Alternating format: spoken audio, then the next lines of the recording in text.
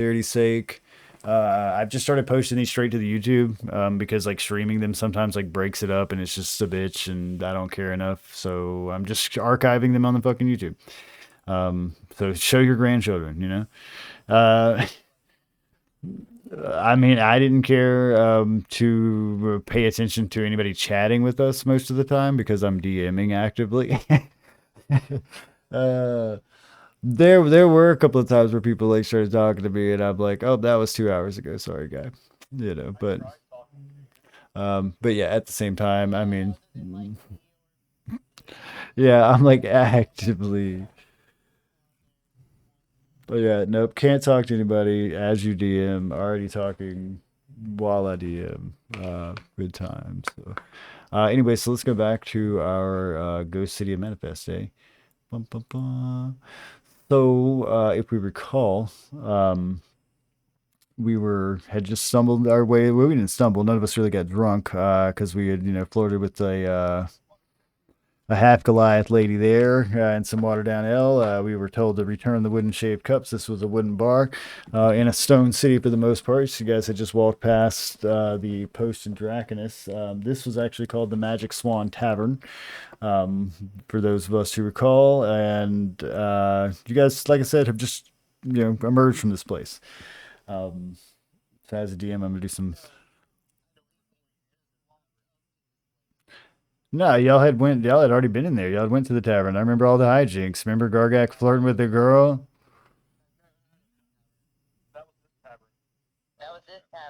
Wait. Where are you pointing at? This one right here. What is that one? That was okay. That's Rin's place. I gotcha. So you're in the you're going to the fancier bar now. I gotcha. I gotcha. Okay. All right. All right. A grifter told you about this.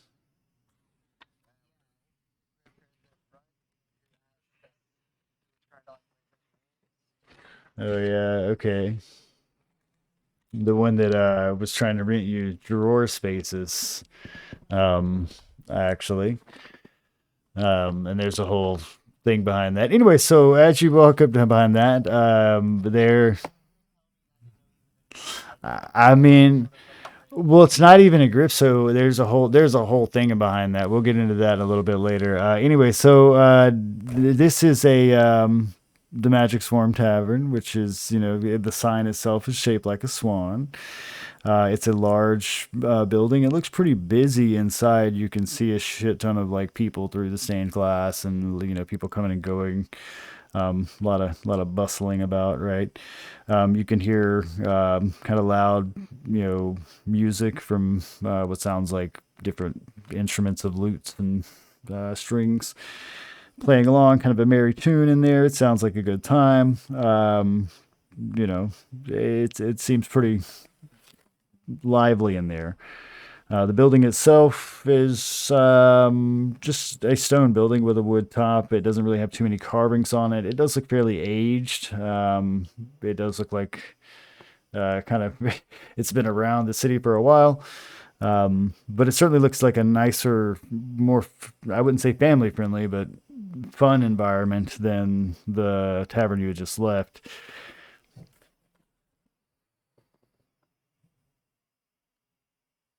I'm gonna say, yeah, you haven't entered this place. Yeah, I guess so.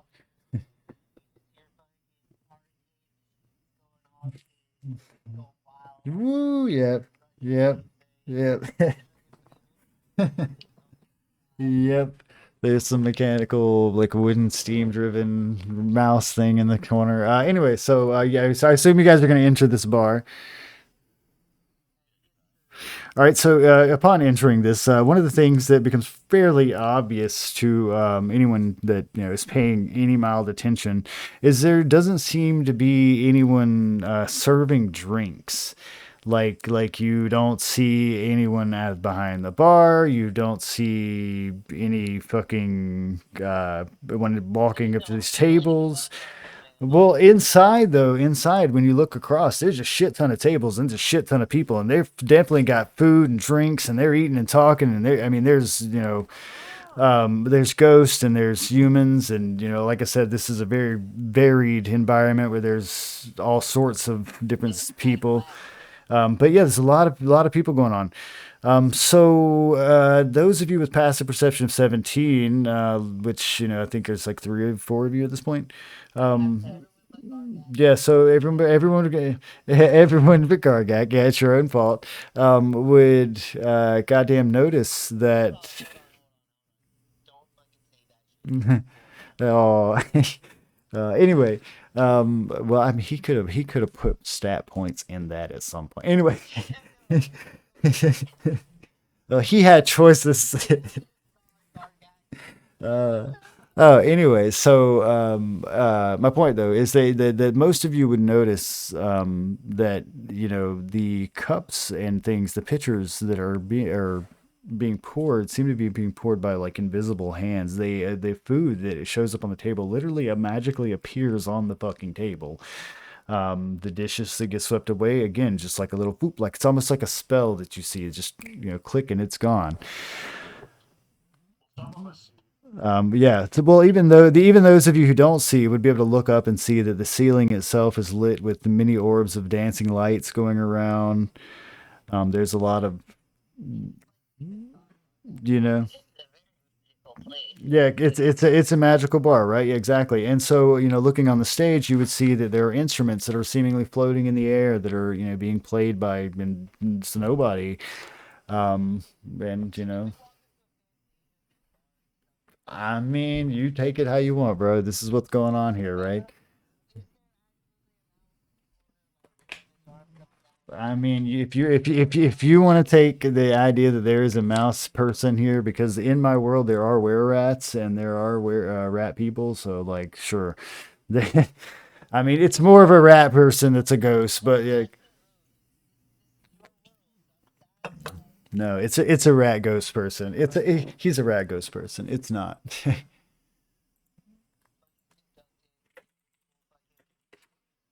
Even though he's clearly drunk and he doesn't like seem to work here, he's just conducting it anyway. Um, like some of his friends seem to be cheering him on. Yeah, and like I said, this entire city is full of the diversity of Elorath, which includes like rhino people, turtle people, a lot of various animistic types and elves and so on. They clearly you don't see any drow here. They've already established as being soulless creatures. Um, yeah, there's not animals here. There are no like birds or any of that. But most like humanoid creatures that are fairly intelligent have the capacity to have a ghost. Well, so one of the things to know about Manifest meta-wise is that it is a place that if you're not caught in these soul winds where your soul is too weak to actually be a ghost, right, and you don't get just thrown into this portal, you actually can walk up to this place, right, which means that you as a ghost have as much time as you want to accept your demise. Meaning that some of these ghosts around you, and clearly just from looking at them, are not from the era that you have come from. These people have been, some of these guys have been around here for a long time. um, Well, another thing about being a ghost is that outside of Manifest, the longer you're outside of Manifest and the farther away you get from this portal, the less corporeal you are. So the less, it's much more difficult to interact with the real world.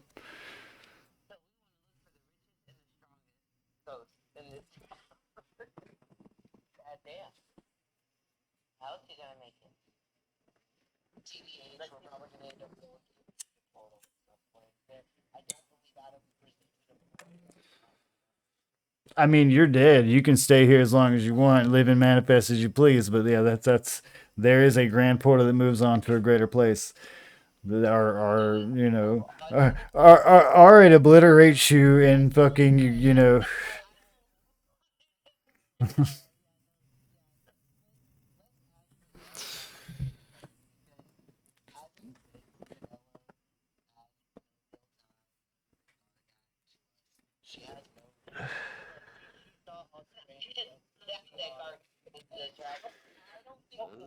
So one of the fun things for me as a DM is how much of about the actual city do you know? How much about the portal and how it operates do you know? How much, about how this city operates? I mean, think about it. This is a living, breathing city, right? Like, yeah. So I mean, this is not just.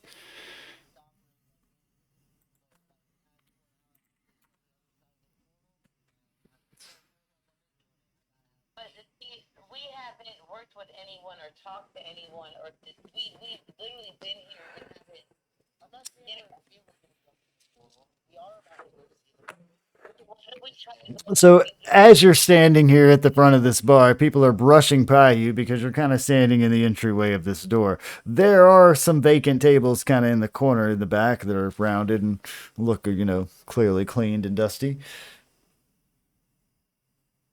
But currently, you just like walk. You have walked into the Chuck E. Cheese. Yeah, you have walked into the Chuck E. Cheese. You have not been seated.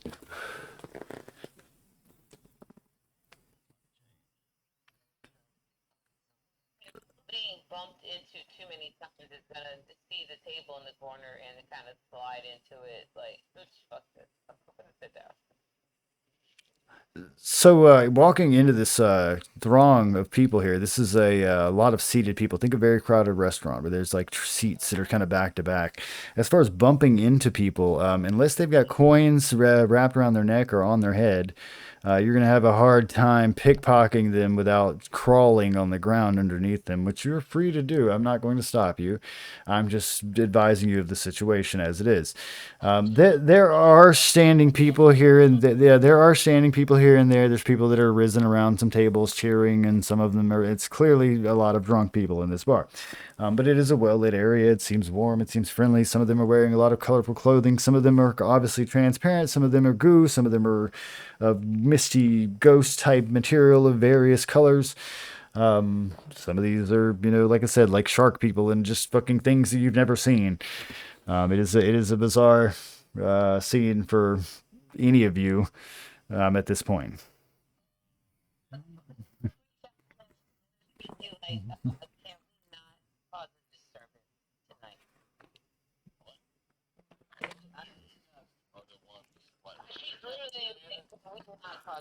So I'm gonna straight up ask if if you'd like to have any hijinks on your way to one of these tables. Let me know now.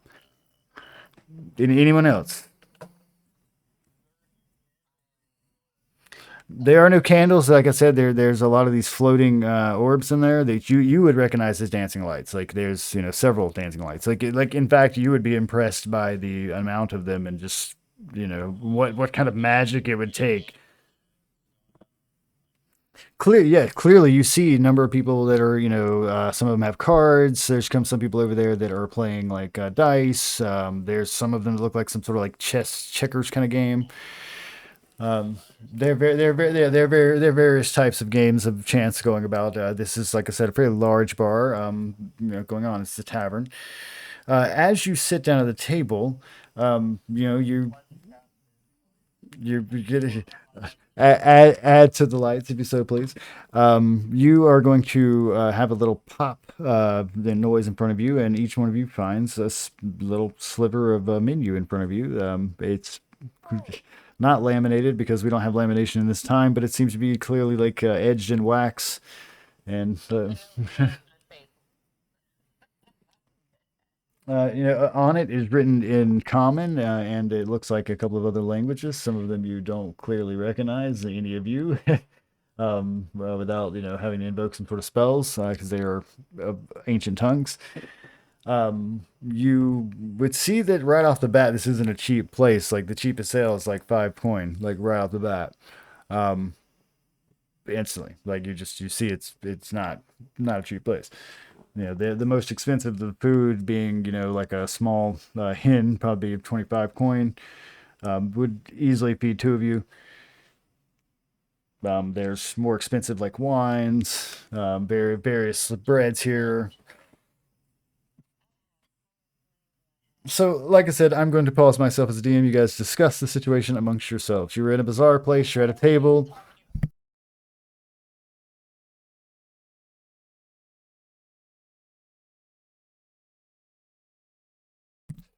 There's no one to ask.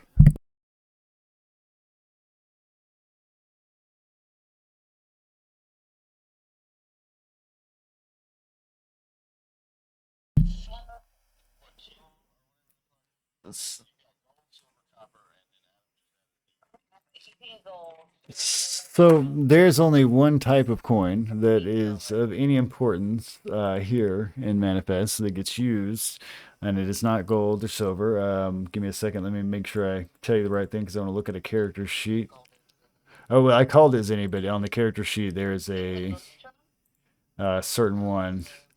Boo boo boo boo. The EP. That was it. Yep.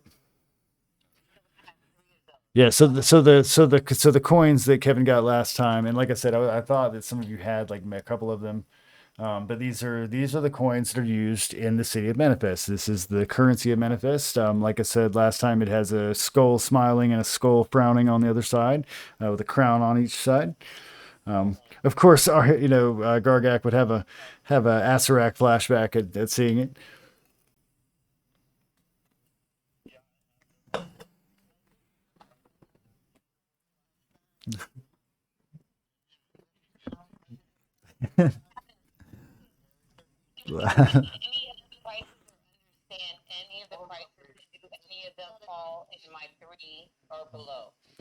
The cheapest drink is like 5 coin. You do see a what looks like a croissant for 3.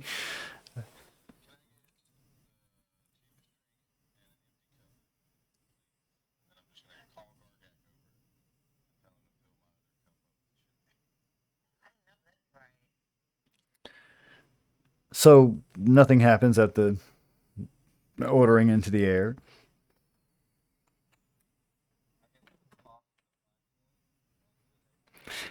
After you toss the coins on the table, they sink into the table as if the table were an illusion. And with another pop, out is a cup with your drink. There is only a single cup. There is no empty cup.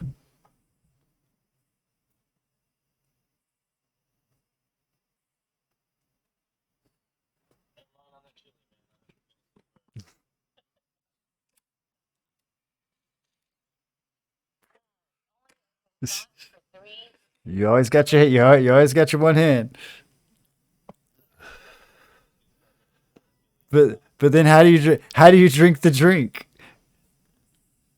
Fuck. Nevitt clatters his one cup to the ground. God damn it! With his trident hand. Hmm. Yeah, the cheapest food item you see is 3, cost 3, and it seems to be like it looks like a breaded croissant. There are like little illustrations on here.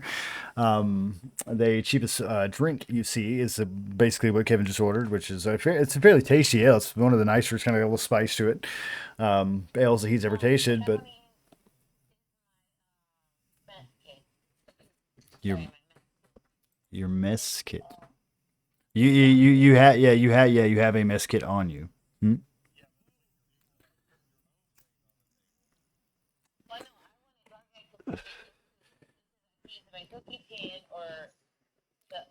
Yeah, so exactly. A mess kit is I don't know if you've ever been camping with anything like that, but it's like a little it's like a little kit with like a fork and like a spoon in it and a bowl and or a plate. Yeah.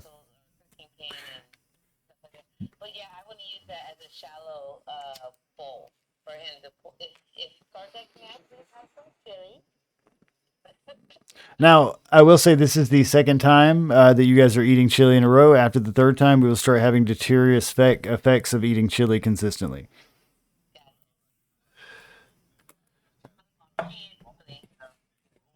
I am just letting you guys know.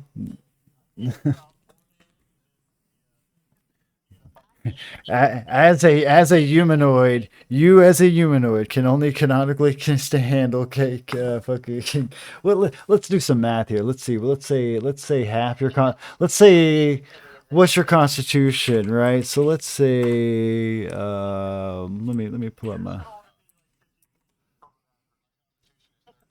right. All right. So let's divide that and take that. Okay. So I'm gonna say. Um, let's say it's gonna be your constitution divided by half, minus fucking 3, right? Because 3 days worth of chili. So whatever that number is how many days you as a character can handle chili, right? All right, remember we round down. Hmm. Yeah, half minus three. So the way we do it is, and I'll do the formula for you, right? Con divided by half minus three.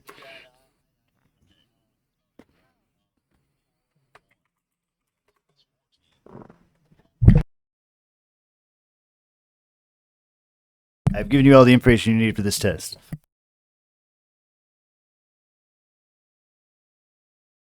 It does though. It does though. That's what I'm saying. Is he knows his limit. He knows his limit.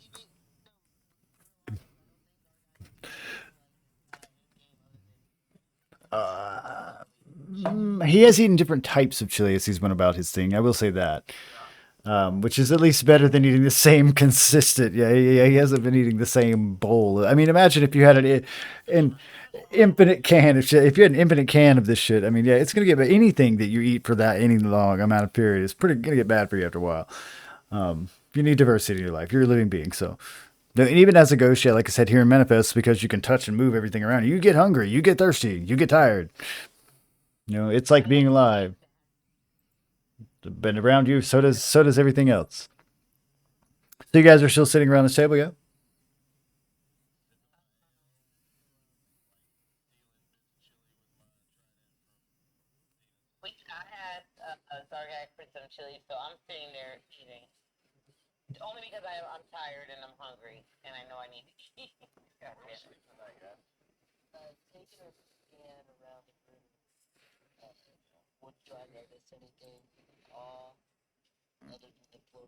I'm gonna say off in what way because it's a very bizarre scene that I've described to you, in the sense that you, as a character, have never seen a number of these species. Yeah, exactly. You haven't seen a number of these species. There are ghosts of various types. Yeah, there seems, like I said, the way people are paying for their food, the way people are, going about things. Now, as far as off goes, I mean, there are certainly some of these people that are kind of hunched forward in hoods, and seem to be having private conversations, and there seem to be, us, you know. Yeah, a couple of them over there that look like they're all kind of wearing the same hoods and robes, like, and this is not, too, out of place because it's a very crowded area. There's no one to ask.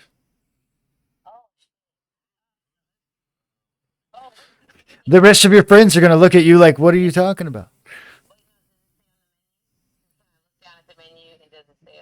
There is no mention of any sort of room or board on this menu. From the assumption from the design of the building is that there probably isn't anywhere to sleep in here other than sprawled across the table.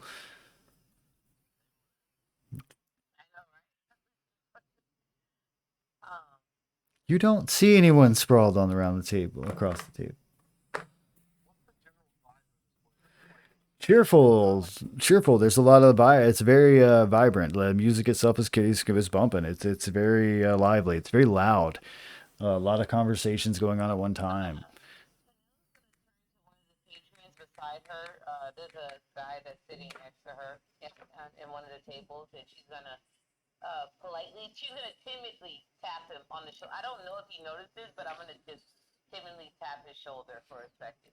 So this tiger-looking being, who is clearly a living creature, just as you, kind of turns his face to the side with a bit of a snarl on his lip, and he's like, "What?"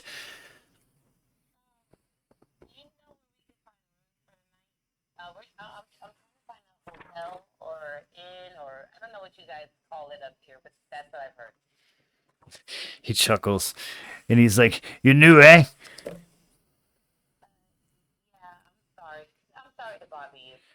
Well, if you don't have a room and board already in the tomb yards, you're gonna be screwed. You're gonna sleep on the ground. And he chuckles and turns around and seems to continue his conversation with the rest of his tiger friends.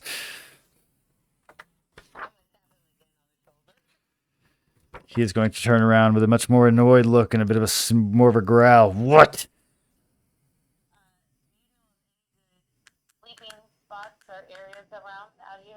I just I just told you can sleep on the ground. Wherever the hell you want, I don't care. He turns around and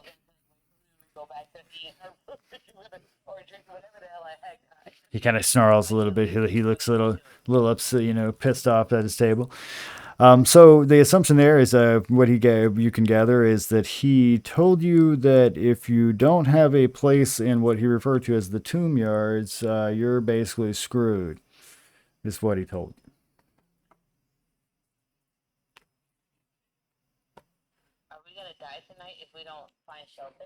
Your friends have already died.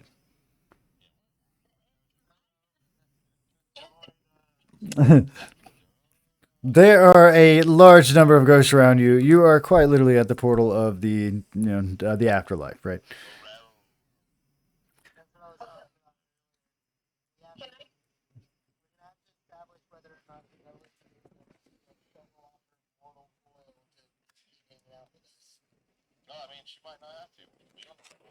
I mean, most living creatures are pretty don't want to die.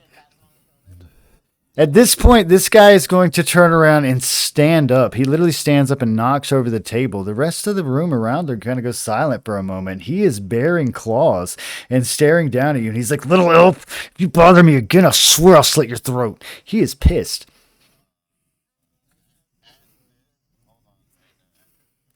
It seems that he is going to, shuffle her off of this mortal coil for you.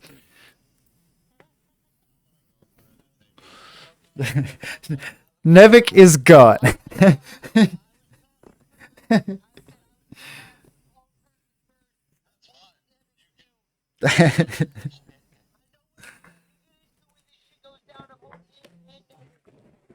So Nevik is nowhere to be seen. Yeah, Nevik's nowhere to be seen. You're free to cast Hold Person upon this guy if you please.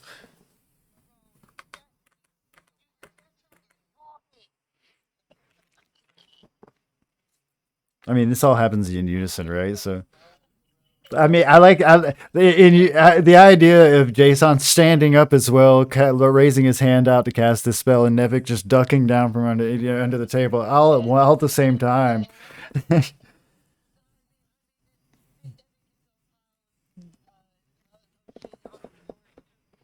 But anyway, Nevik, you're going to quickly find that there's not a lot of moving space where you're at. You're under the table. You might as well be a 10-year-old hiding in a restaurant. You're under the table.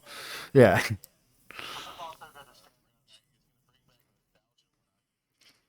So when Gargak stands up, so do two of the other tiger guys behind this guy. Now they're not very tall. They seem to be maybe 5'9", 5'10", maybe 6 feet at best. But they clearly have claws.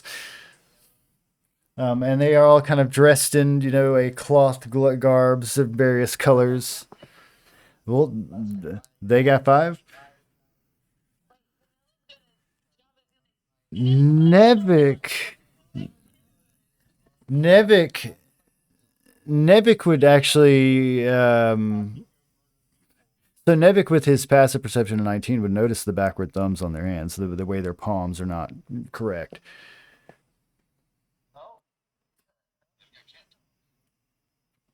No, anyone who knows more about D&D meta got a bit hint there, but uh, they're like think about if your hands bent the other way, like if your fingers bent the wrong way, right? They bent backwards, right? Yeah, but they have paws on like the outside of their hands, like where there would be paws on the inside. Like it clearly looks wrong. Like it hit some uncanny valley shit for a second there. His 19 would have saw it first because he's on the floor, but an 18, yeah, you probably would have noticed it, especially when the three other guys stood up because they're all bearing claws. Like it's not, nobody's wielding anything here.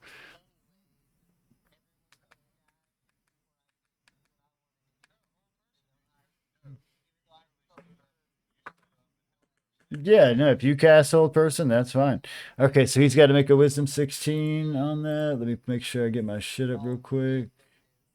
I got to pull up my shit real quick, guy. Mm-mm-mm-mm.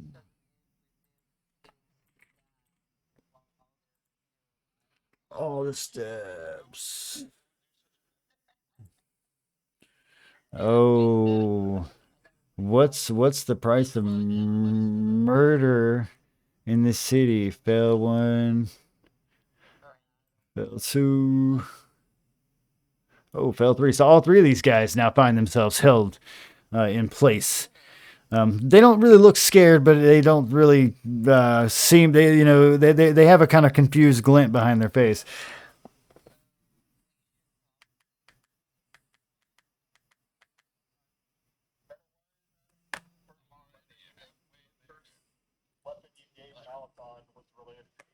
Yeah, yeah. Oh, established canon from literally years ago. You like that? You like that? You like how I'm like these are still in this world? You like? I didn't forget that shit. What up, boss? And how I mentioned they were different people from different eras and all that sort of shit. Yes, sir. Yes, sir.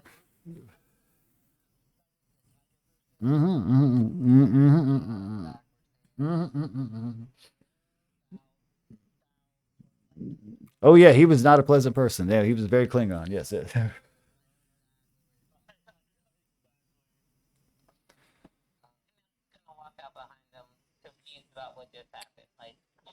So, Nevik, are you leaving the bar with your fur companions? Because they're all leaving too.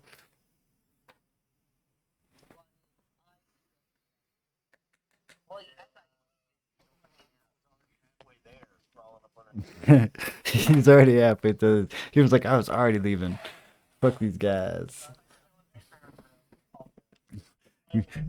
So yeah, Gargak's gonna give them a look like you fucking you. I didn't. I was gonna break your bones. You got lucky today. Yeah, not today, friends. You little bitches. If I knew more about these laws and the place where we're at. So you guys now are gonna find yourself. Well, I mean, you're going to be easily, be able to do that ducking from table to table, but they're held person anyway. They can't turn around, until he's out of range, which I forget what the range on this is. But outside the bar is probably not, the greater range.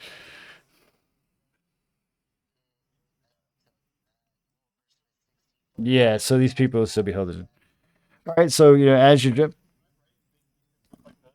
Yeah, very much so. Yes, sir. I like it. You like it? They're beautiful. Anyway, so as you turn around, as you go to leave this bar, and Nevik, you are gonna be able to sneak out, well, but your friends are gonna see you emerging. You are gonna find yourself all standing outside this bar, right?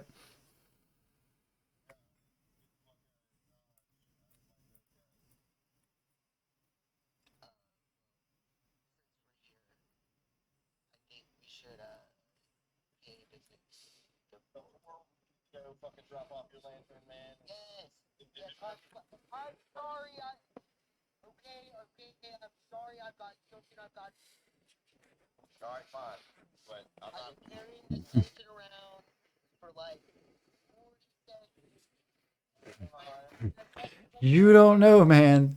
Yeah.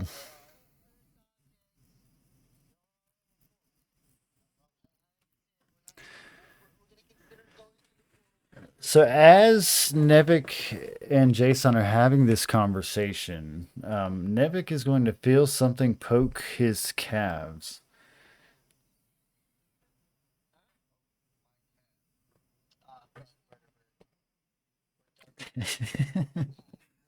Anytime, it's always murder bird. It's murder bird. This whole thing was a murder bird illusion.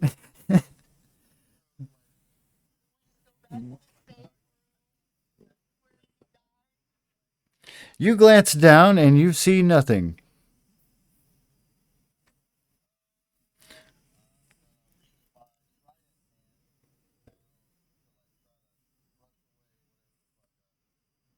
You feel nothing. Jason feels something poke his calves. Hey, down here.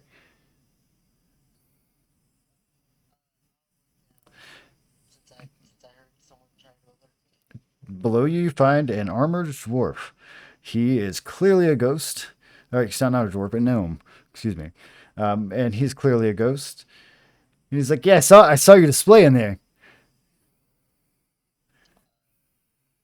Some brass on you, threatening those guys."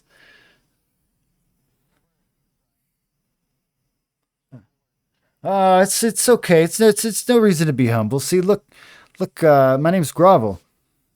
What's your name? Yeah, yeah. You guys signed up on the registry yet?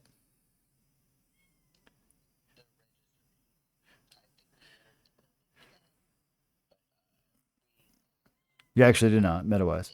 Yeah. No.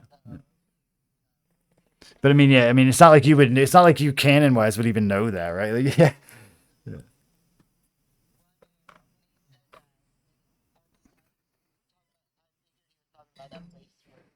You're free to do that. You're free to think about how you want. Like I said, yeah. Like meta-wise, it's a confusing environment. Yeah. And Nevik, you would clearly see this guy now.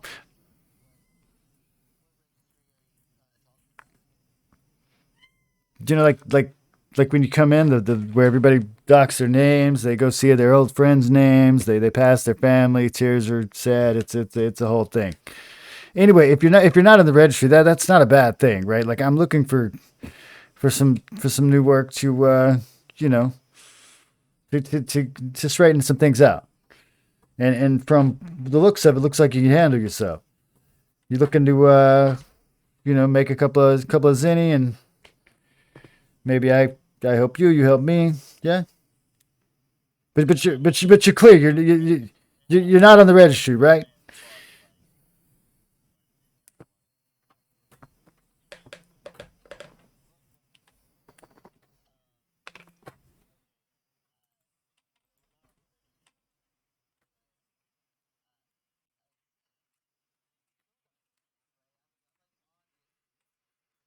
Well, you're dressed just as bizarre as everyone else. You have a robe on, like is anything else? Like he hasn't. He does not seem to have ascertained that.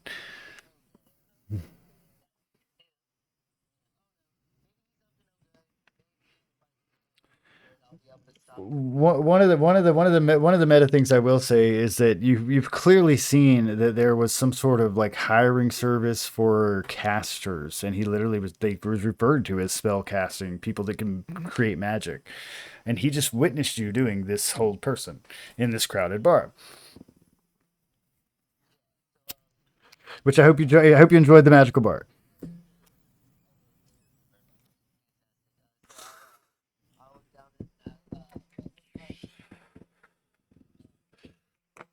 Look, see, I need somebody brushed out of a location, right? So you heard of the Tomb Yards, right? I heard you talking business with our growling friends in there about place to stay, right? So if you're looking for a place to stay and you want to stay for a good time and a long time, the Tomb Yards is the place to go, right? And me and my friends, we got a place down there, but we got brushed out by this city elf that came down from the woods.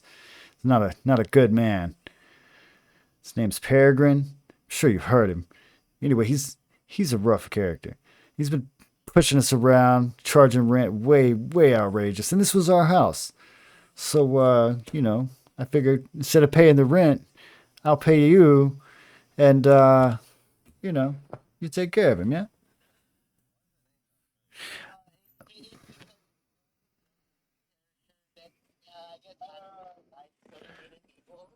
I just made him a dickbag landlord. What are you talking about?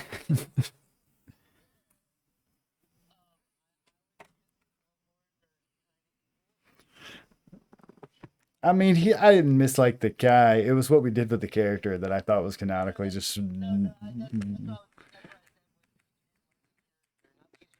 like I enjoyed I forget his name, but yeah, he was cool. He was friendly. He was really enthusiastic. But what we did with the character was ridiculous. And so yeah, this was in Dylan's game. This was in Dylan's Dragonborn game. Yeah.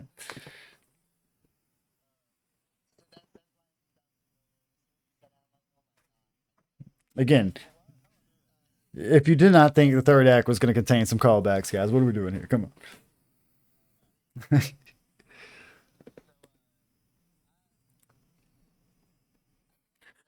Holding a soul, a lantern of screaming souls in his hand. He thinks about this for a moment.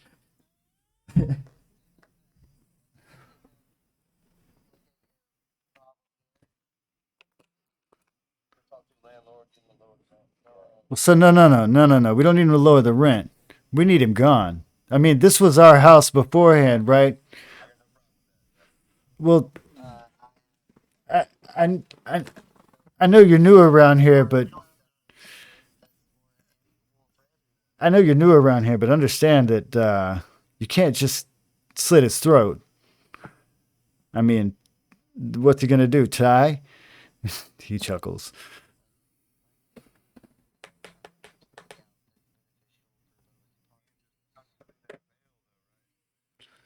If you can get him there, the Veil itself's a guarded location.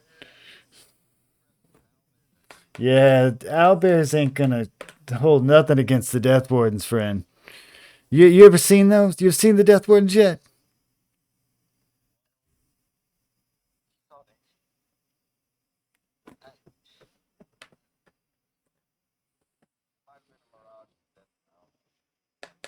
I don't think you would have seen any of the Death Wardens in the desert. They're only underground.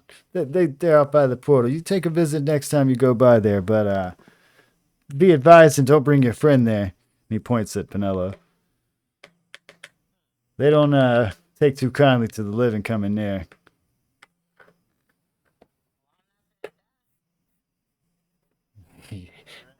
He laughs about that and he's like, yeah, yeah, they all think that. Yeah, it's, you're not the first. So turn around and huddle.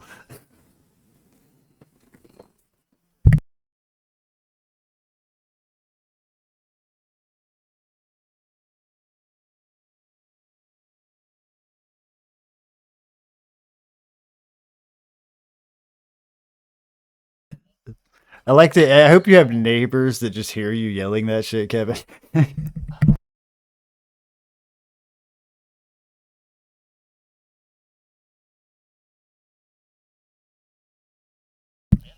Business.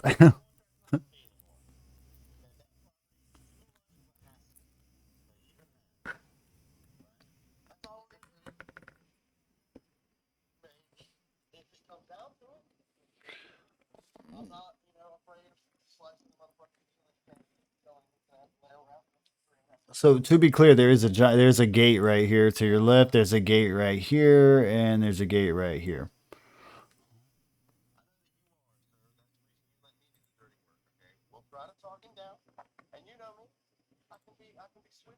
Maybe I should draw these for you guys.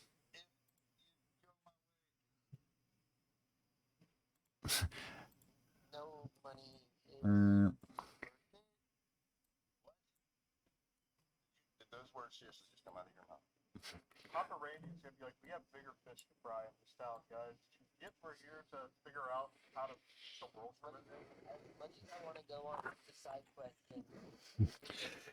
Points to large, fucking train of souls going to the grand portal where he's like, yeah, we kind of caused that.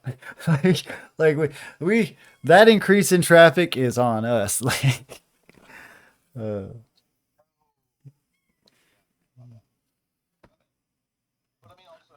how are you? You're not see that? You see, that's not immune to PTSD.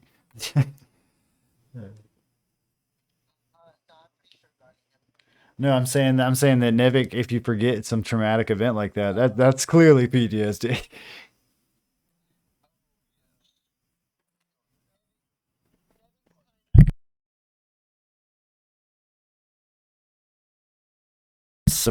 Suppressing your emotions can lead to memory loss. Like,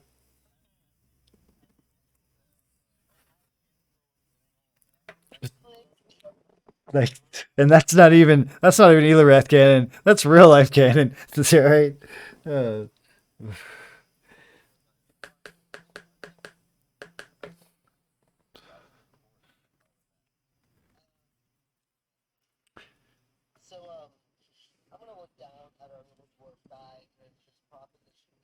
this is a gnome, thank you. I did, but I need him to be real short. I need him to be like fucking like knee high at best.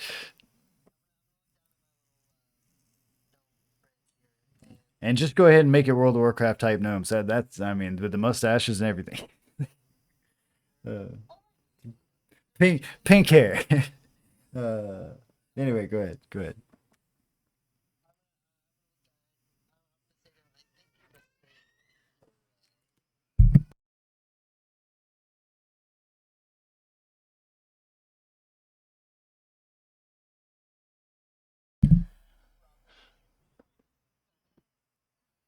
I mean, if you're not looking to bite, I'll just find somebody else who's looking to earn some coin. But I thought with your abilities and my coin, and I got a problem, you got a problem, But I gotta specifically, we're looking for new meat out here. So I mean, the old castering place, it's all just booked up. I don't want to wait 2-3 weeks to hire somebody to do this. So if you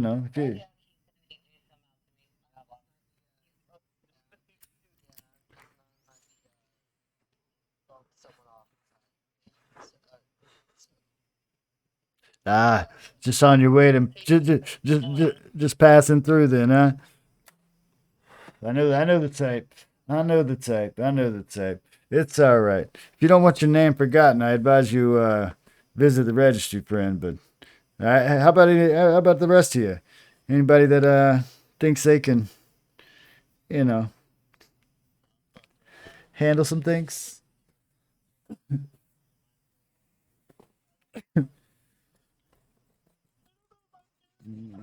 Right. Uh, ghost shoes, ghost shoes, ghost shoes. Say the pay again? Oh well, I'll give you 10-20 to go check it out, but you get the job done, I'll hand you at least 200. Yeah, but you got to prove it's done. I mean, I'm gonna walk in there, it's cleared out, and it's my place again, right?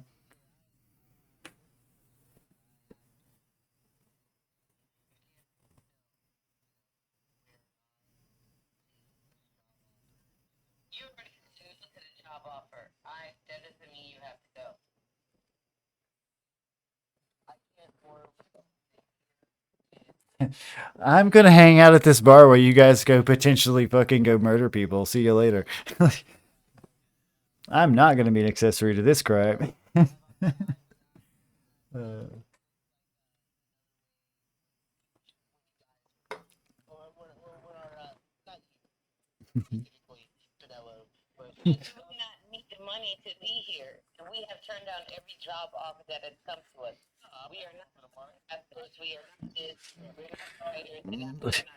the argument being, I can't eat chili another fucking night.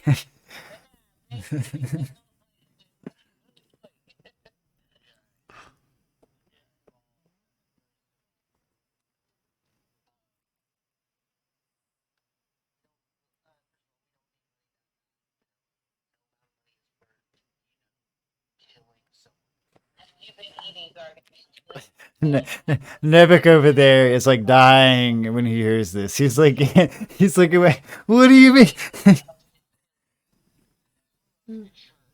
It's like weird.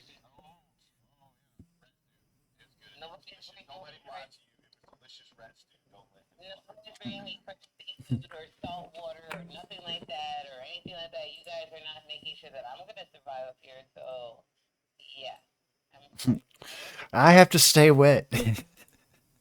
Uh,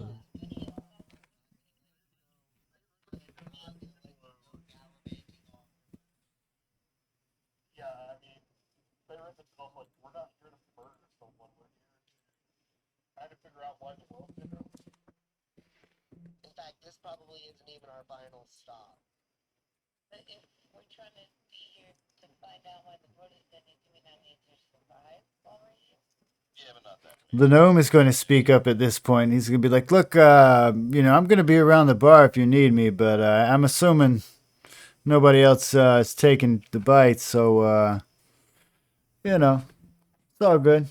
I'll see you around." And he kind of just wanders off. Yeah, because I mean, you guys are having an extended conversation out here.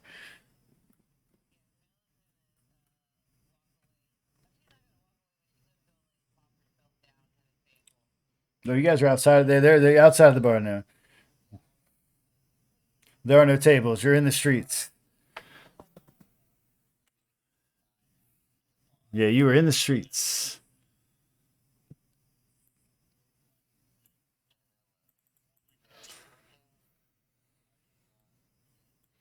and you guys just see the yellow lines here. So these are where the gates are.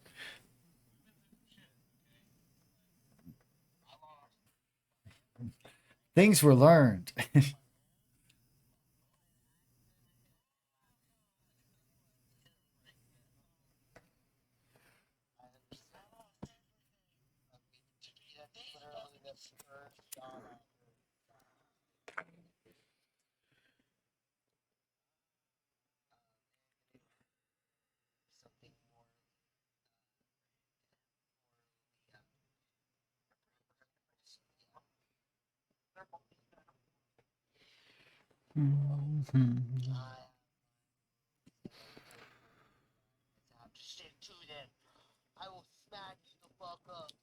Uh,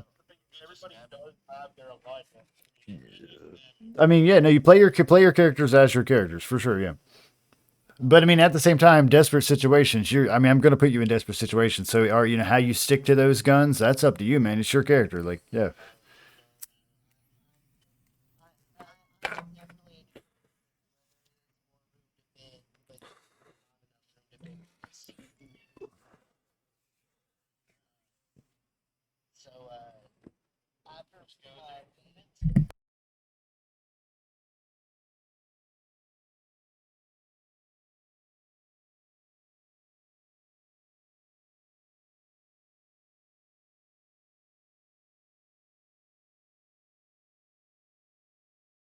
You didn't. You're not going to take the opportunity to go kill Peregrine.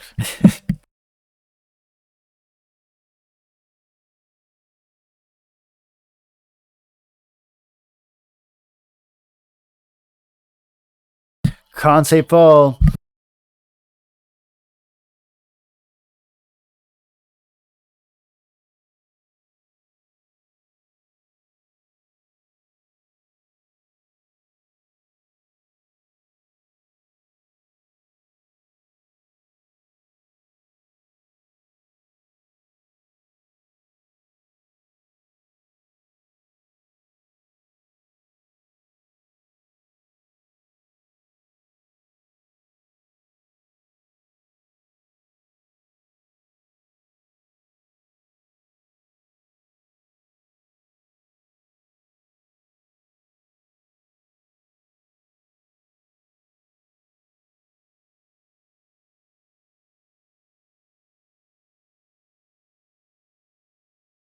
It's like the last city, bro.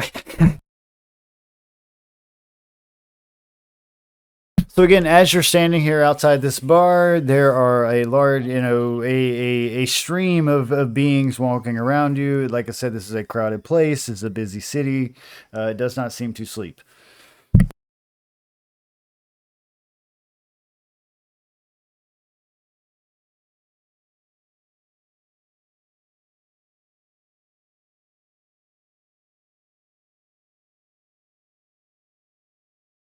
You guys actually had passed this on the way to this bar, and this is a huge tower that looks to be a dwarvish construct. Yeah, you didn't actually get in it.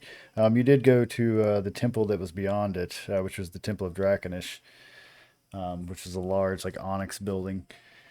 But yeah, you guys are free to wander the streets as you please because there certainly seems to be a lot of other people wandering around. You can see like groups similar to yours having conversations. There's confused faces, solemn faces, angry faces.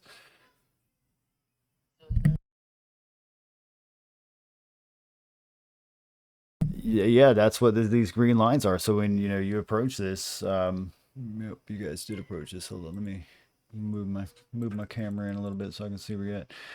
So as you approach this giant, be like, "Yeah, cat, what do you want? You got food? Leave me alone." Cheers. Anyway, so you guys, this is a huge, like I said, obviously dwarven tower that is pretty much in the center of this town here.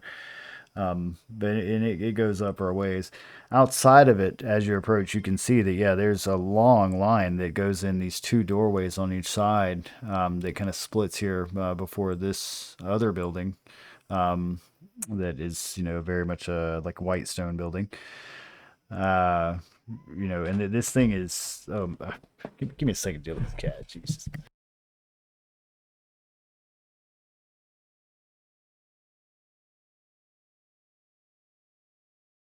There doesn't seem to be any express pass Disney sign things to bop your little wrist bracelet to.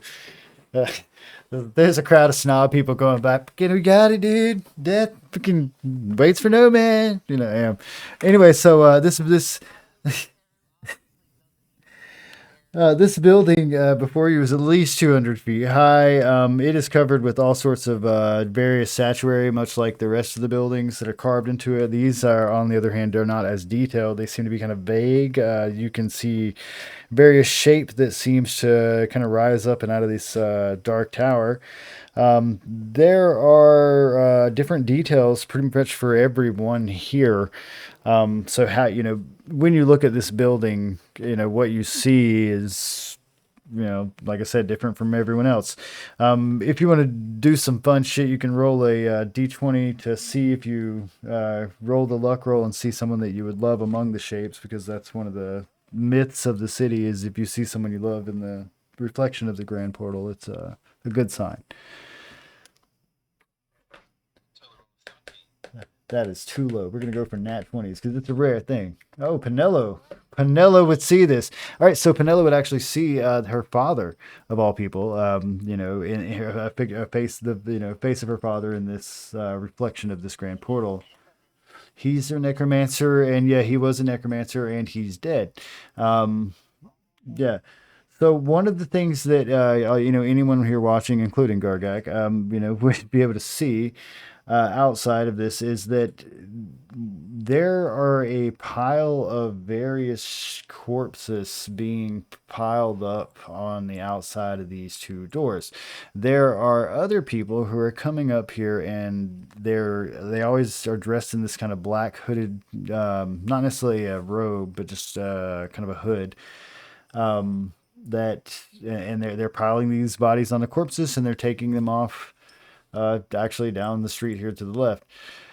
So, what you're watching is that there seems to be a separation between these corpses that are being. There's a lot of people that are living beings that are bringing corpses. There's living beings that are escorting the ghosts, but they're all staying out here with the corpses, or either the corpses are being piled up, but the souls themselves are, it looks like they're like leaving for a plane trip or something. They're bidding their farewells, and some of them are crying and so on.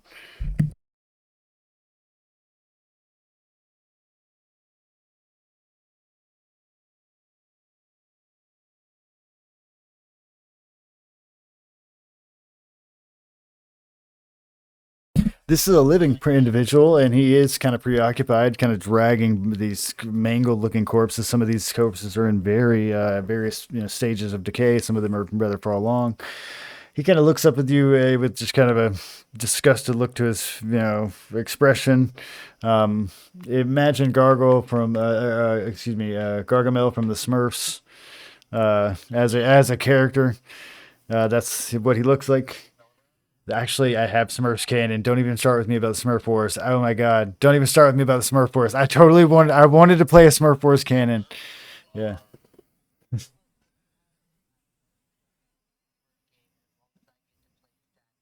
dude, it's great. It's brilliant. It's the Smurf War. The Smurf Civil War is prime. All right, but anyway, yeah. But yes, to answer your questions, there are Smurfs. Yeah.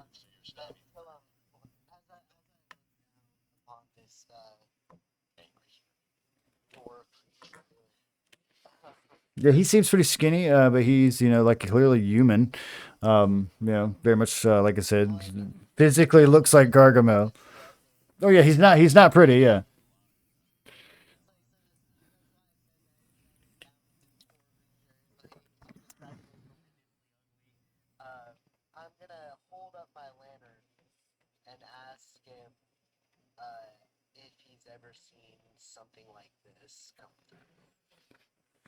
He's gonna look at it and he's gonna look at you and he kind of gives a bit of a shrug and he's like, "Yeah, you've seen him carried a couple of times. I mean, what do you want? You want a prize? I'm not gonna pay you for it."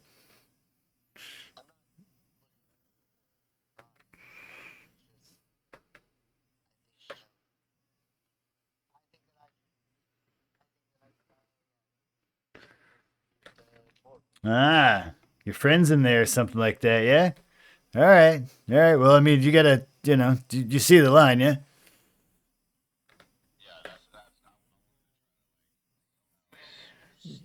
Yeah, yeah. Now zoom out, zoom out. This line literally is so large that when you saw entered the city, you saw it from outside the city. Like it's a huge line. Like, we're gonna cut in line to death. What's the? That's the sneak. What's the sneak for that? Uh,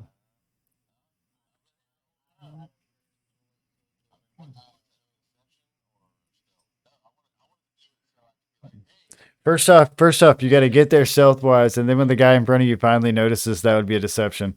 Yeah, and or persuasion, depending on how you want to roll it. So yeah. Again, Nevik's gonna find it. He's gonna disappear for a moment, and the next time any of you see him, he's standing in line in front of a kind of rotund. He doesn't look necessarily human. He looks kind of froggish, but he may be human. He looks like he could have been human, and maybe he was a frog. Yeah, and he has yet to notice Nevik.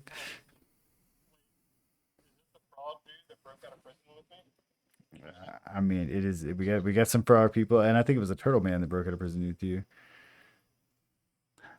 We're talking about the frog man. We did have frog people earlier.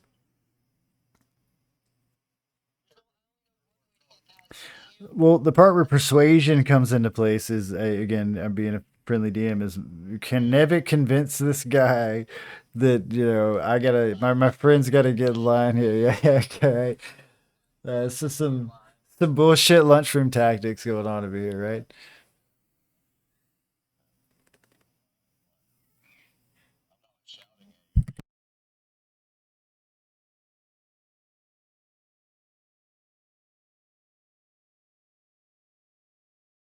No, it's very much like a Disney dark theme ride or something. You kind of see these big stairs that people are going, these souls are going down. You kind of glance in at the corner here, but as far as where they're going, yeah, you don't really know. Their bodies are, mildly luminescent, so they kind of light up the little tunnel a little bit, but it clearly bends around and goes further deeper. And where that goes, you have no idea. Oh, there doesn't seem to be an exit. No, sir. Yeah, the people who are walking in these rooms seem very solemn and resolved in what they're doing. Um, it doesn't seem to be something that they're taking lightly, and some of them don't even, are ignoring most of the city. They're just going through it.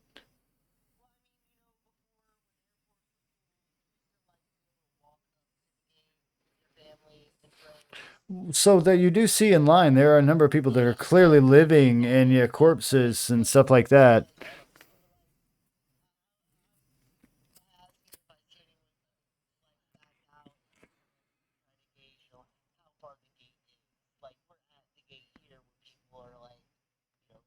Oh no, yeah, they're farewell right here, yeah, and that's it. You don't see where the spirits go. Yeah, yeah. Mm-mm. Nope, nobody wheelchairing their grandma ghosts up to this shit. Nope. Yeah, exactly.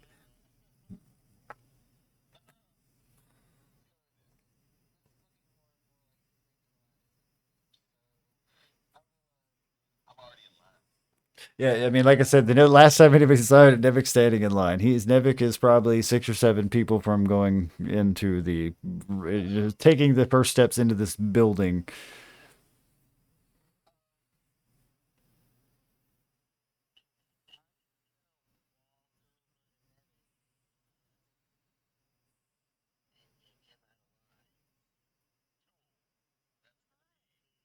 I mean, if he's gonna resist, yeah, that's up to him.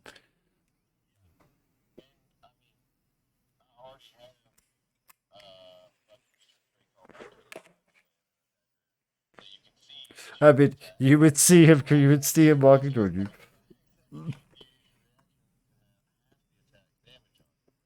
This isn't damage, this is the grapple, yeah.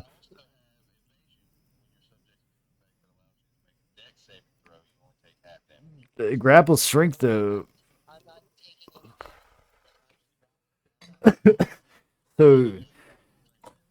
So, the rule for grapple, boss, is we'll do it as an action. Okay, when you want to grapple a creature or wrestle with it, you can use the attack action to make a special melee attack or grapple. If you're able to make a multiple attacks with the attack action, this attack replaces one of them.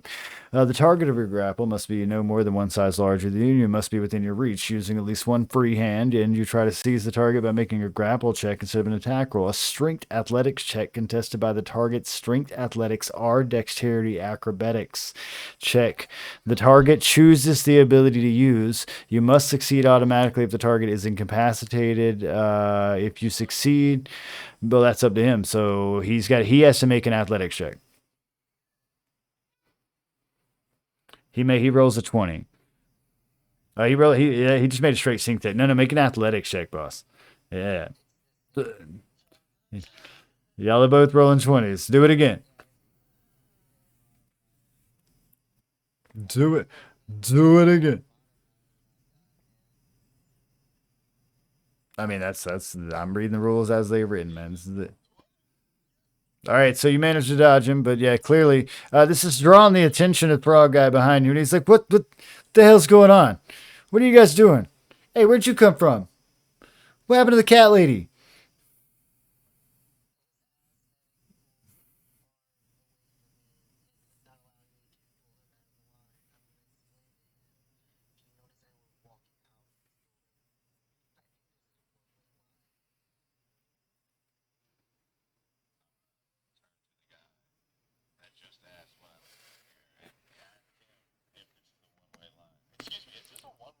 Of course, it's a one-way line. This is the line of the Grand Portal, the Great Beyond. This is the next adventure. What are you, daft?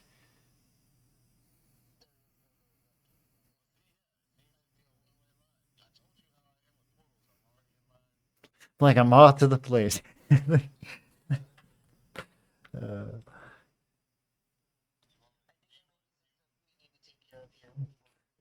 you see a portal, I see a flame, like a moth. I'm just straight to it. I can't even. It's not an old guy. He's just a frogman.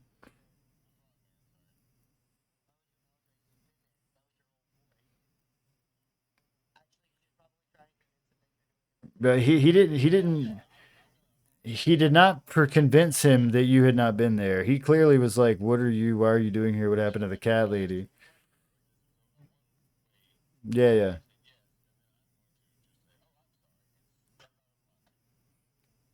All right. He kind of looks at you confused, shakes his head, steps forward to the obvious cat lady that he was talking about. And he's like, "What the fuck was that about? I don't fucking. Do you know them? I don't know." Yeah.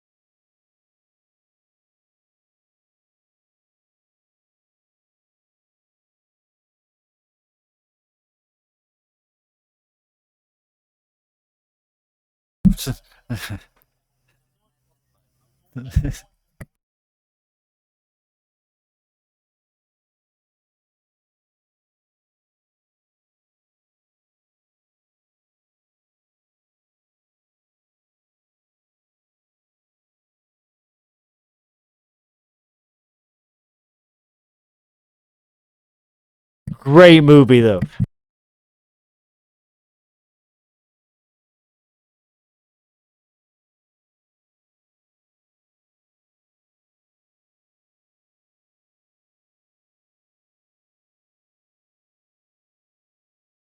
What kind of shit, weird murder porn shit are you getting into over here? Can we not?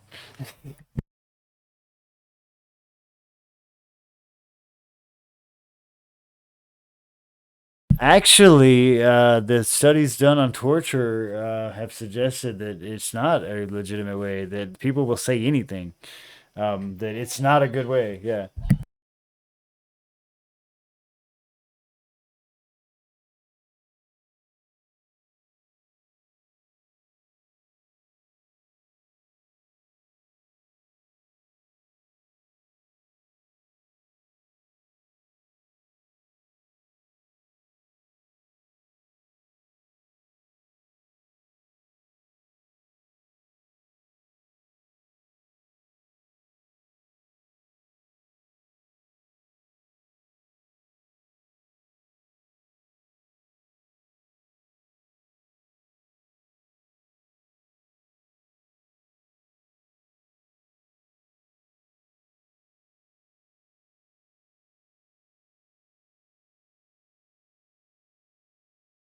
Some dark stuff over here, guys. What are y'all doing? Yeah.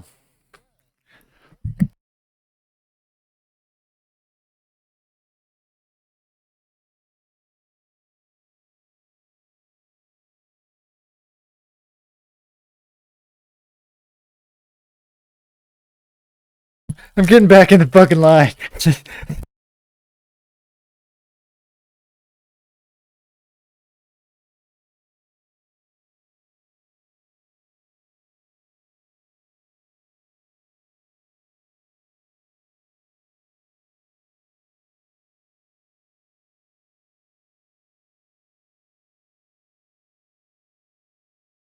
You all appear with the wounds that you died from. It's like you have them.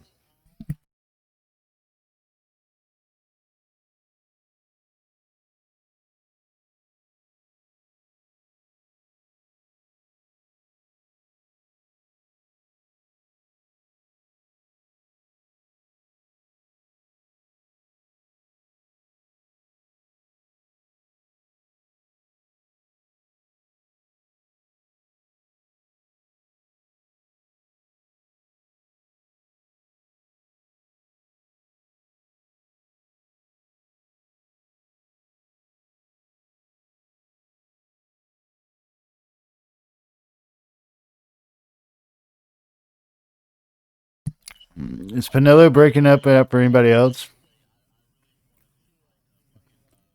Okay.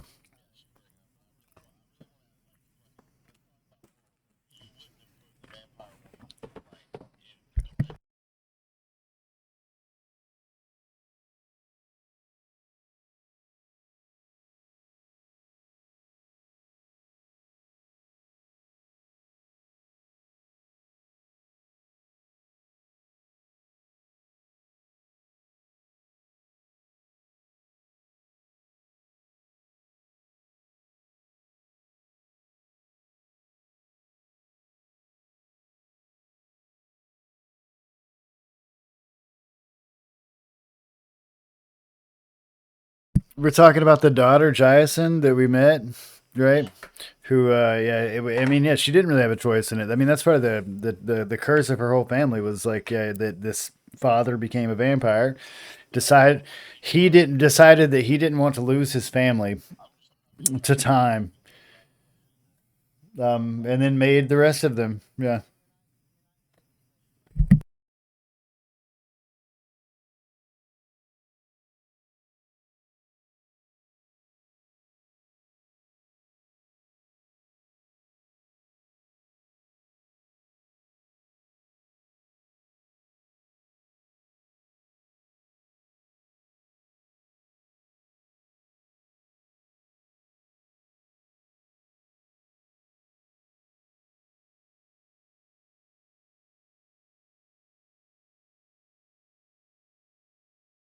Vanilla, you probably need to rejoin. Just drop out and rejoin real quick.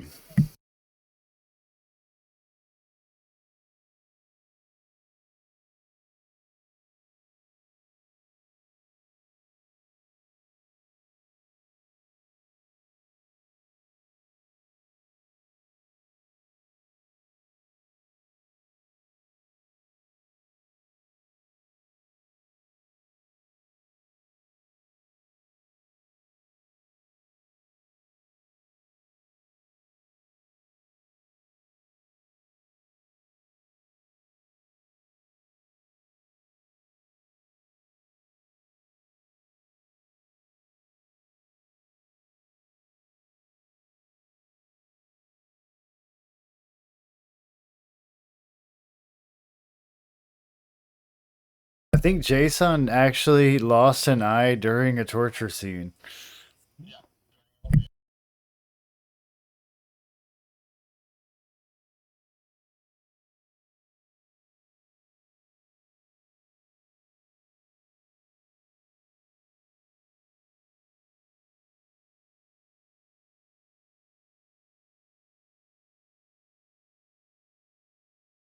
So are we gonna do it? Are we gonna go to the go on through the grand portal? What are we doing here? There's a whole city. What are we doing? You guys are having this conversation with this lines going by, and yeah, it's moving along. It's not like moving along amazingly fast, but it's moving along.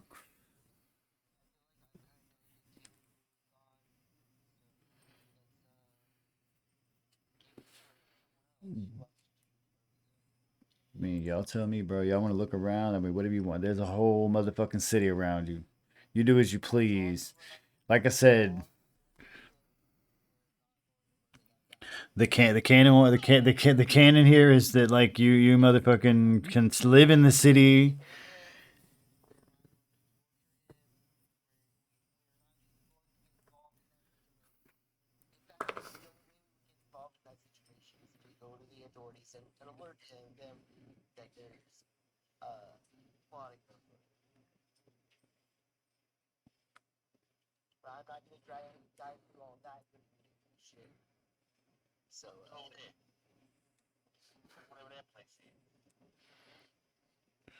Let's see. Let's see.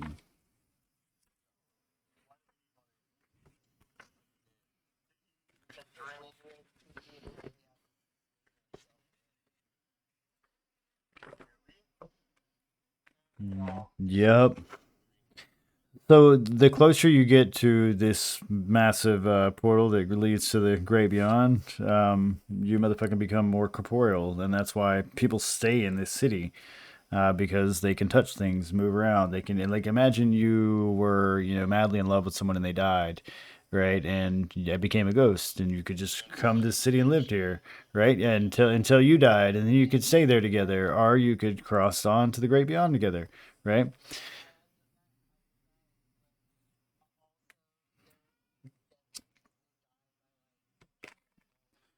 Oh yeah, that's obvious. Yeah, yeah. Like I said, it's clear that when you died, how you died is reflected in your ghost. So another so an interesting part about the meta here is that we've already established that a lot of what makes a spirit is who your memory, right? The fact that you can contain all these thoughts and memories of who you are and what you were, right? So when you die, right, you still, when you become this ghost, have these horrible, horrific, death scars, and that was the, quote unquote truth of scars is that you carry them with you. Yeah, yeah, yeah. There's not real nightmares around you. Yep, and like I said, they're not just all humans. There's various types. A lot of species you haven't seen. Some of these, are species that like to the point where like even Faerundis is like I haven't seen some of these. I think we lost someone. Or we lost Jason. There we go. Yeah. So yeah, I mean, like I said, it's very much a lot of that shit.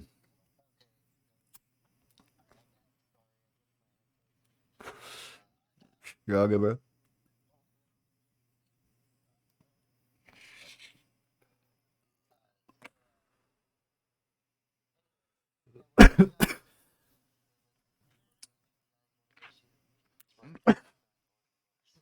So to your right, there's a massive fucking white tower. To your left, there's a massive black tower. These are the temples that you've already taken a look at.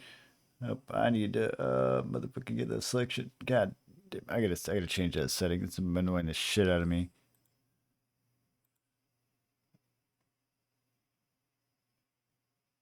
Okay, right now, hold on. Where can I put where everybody's fucking shit is? Dun dun dun dun dun dun dun. Dun.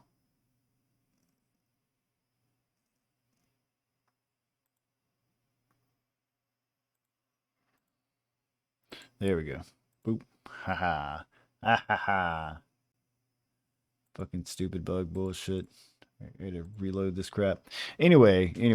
So yeah, you tell guys somewhere you're going. Around you, like I said, there's these two towers that surround the Grand Portal. One of them you've already visited, which was this giant fuck up all temple that was right here. Yeah, you guys are free to, like I said, wander around as you please, do what you want. Let's see what buildings you walk by over there. Okay.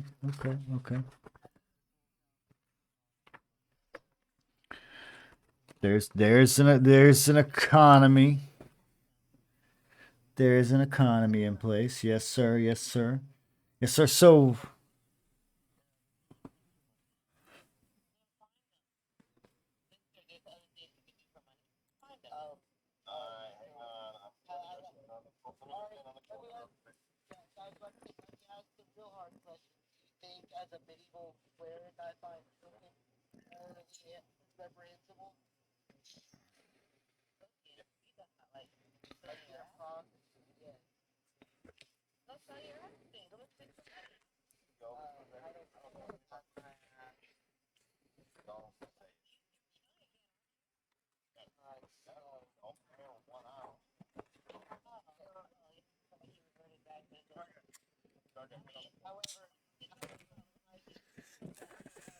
third cigar gag.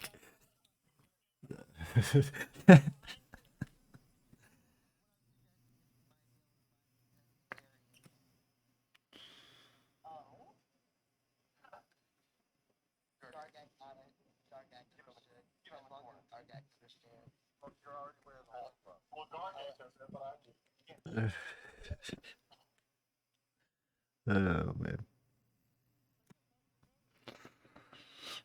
it's a religion. Yeah.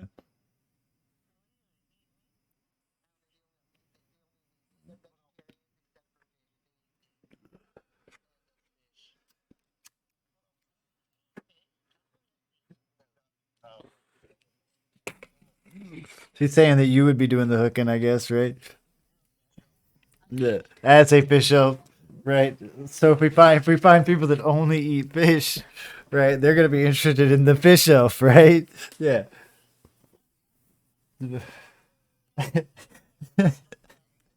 Uh, anyway, we're not gonna have canon pescatarians or whatever run around here. Let's keep going on. Let's move on. All right.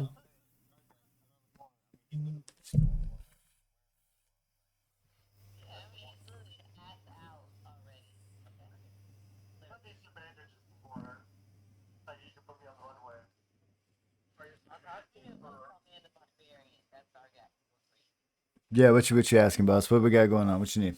Because you guys are still standing outside this portal building.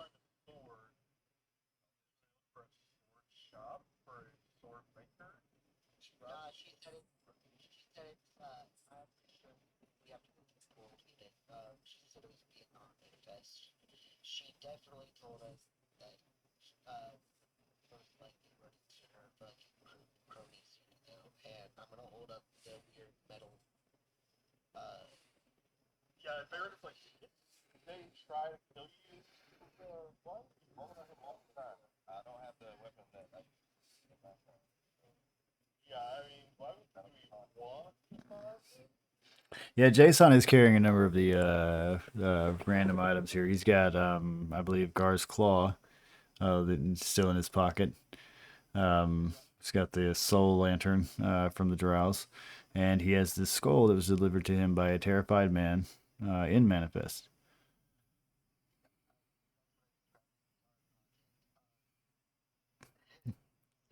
lovingly called the Art Project.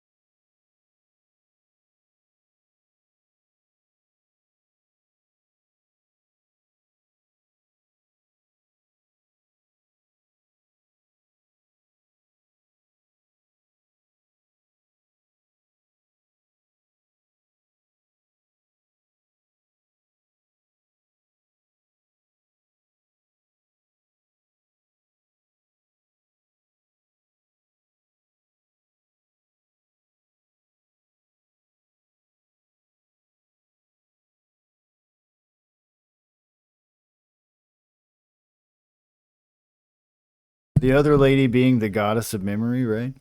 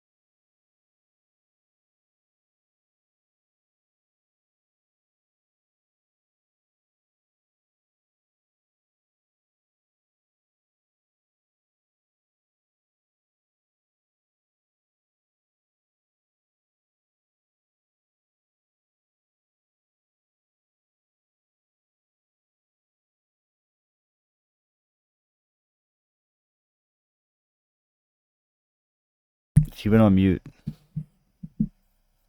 So if he's speaking, it is not to us. He was saying something. God knows. He said he was saying something about, yeah, there we go.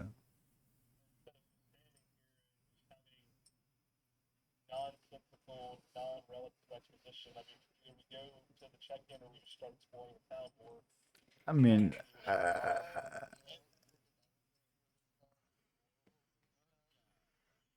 role play is okay. Everybody can enjoy their game differently.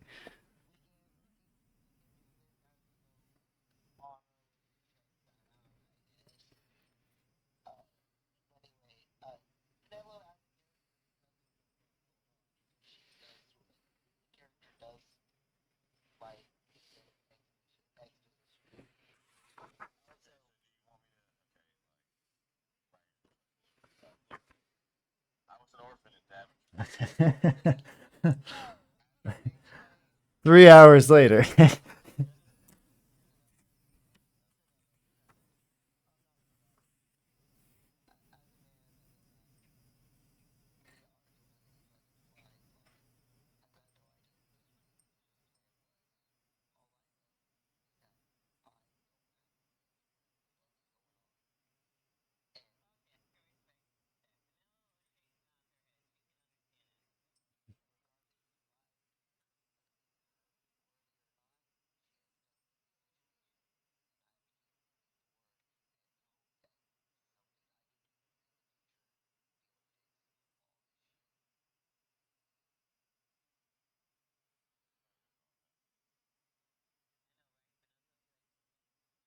I mean, we're already dead. What are we gonna do, right? We could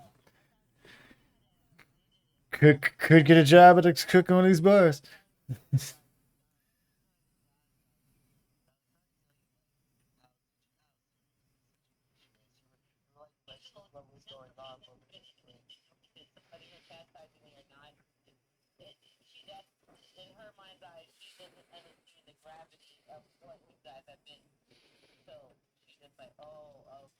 Oh yeah, character wise, yeah, she would be like, "What the fuck?" Yeah, for sure. Like, yeah. Anyway, so guys, what are you doing? What are we doing here? We having a conversation, moving around, ducking and diving, getting back in the line. All right, well, move you guys around as you please. You tell me where you're going. I'll move it around. There's this little buildings. Try not to jump the land directly on the buildings, right? You know, move on the streets.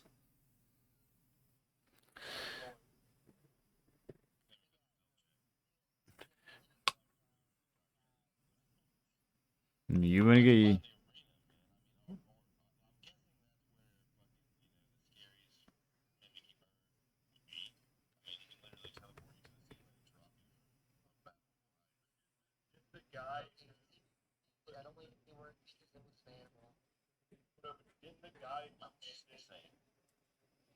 There was a guy that handed.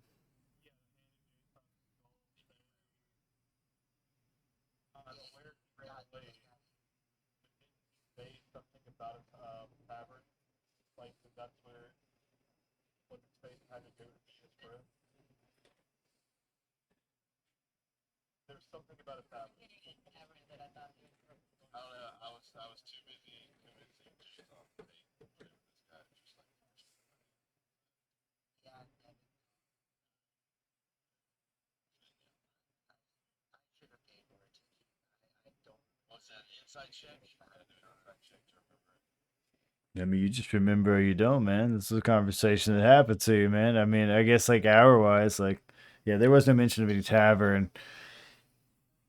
Not that I'm aware of. Like, yeah, there may. I mean, you can go back and check it.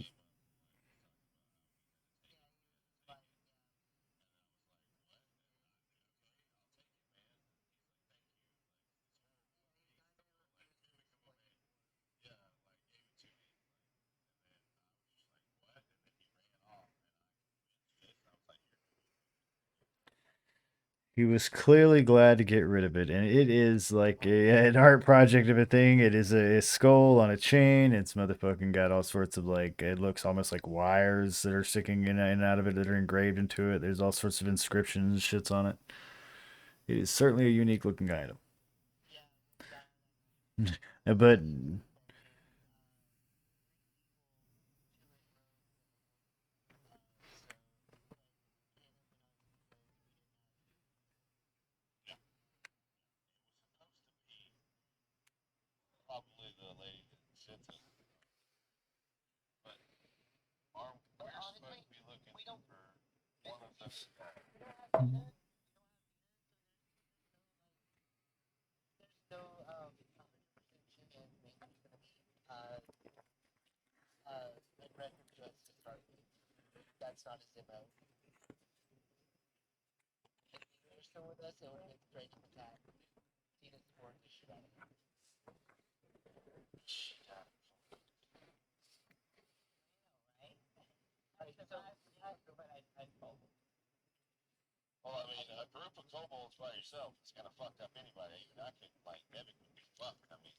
so walking down this alleyway, you're gonna walk past a fairly simple building. On the side of it, there's a number of shields, so, like carved into the side of this building. It looks like shields and swords, and fucking axe and arrows. There's certain figures like look like they're hunting.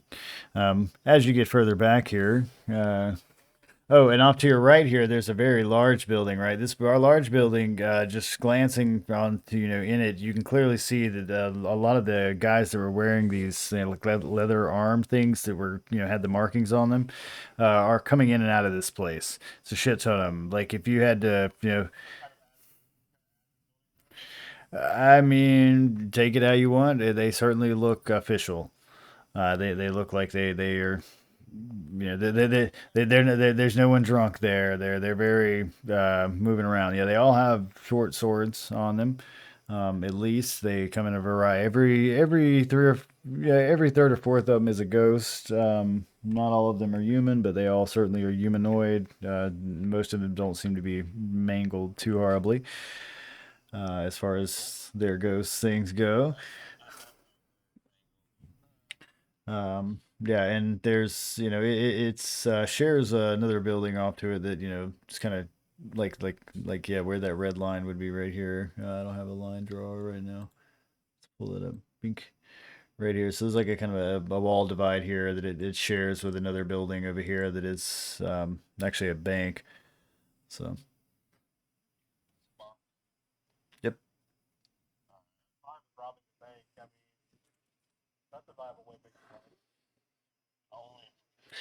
Oh yeah. So the building you guys walk up to. Let me get that one right for you. So you can walk up here. There's going to be a elegant sign on a small building that says the Leafy Branch on it, and it has like a kind of green backdrop to it, and it looks like a little tree extends out with a little leafy branch on it. Um, you know, yeah, I assume you're going to enter this bar, right?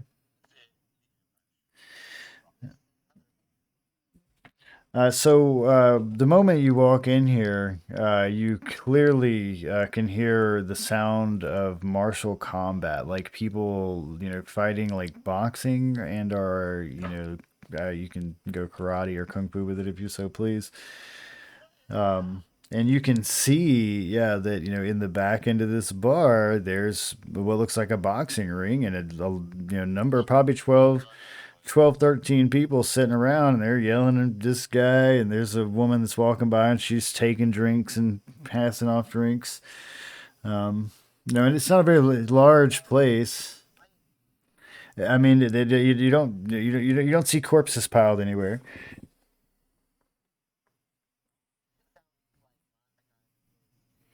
Off to the side. So off to the side before you get to the ring, there's to the right a lot of tables that are look like kind of single tables in the sense that they're made for two people. Off to the wall, like against the wall, they don't really block the middle of the room very much.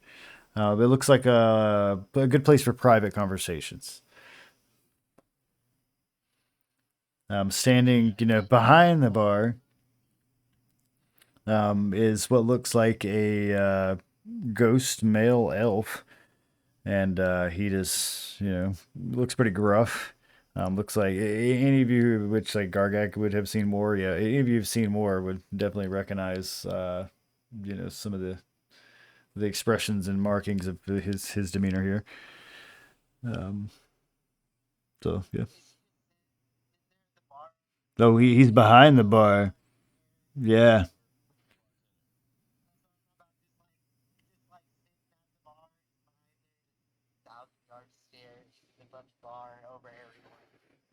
Yeah, he not really. I mean, he glanced over at you guys as you walked in and kind of did a little bit of a head nod, but other than that, he didn't doesn't said or done anything with you guys.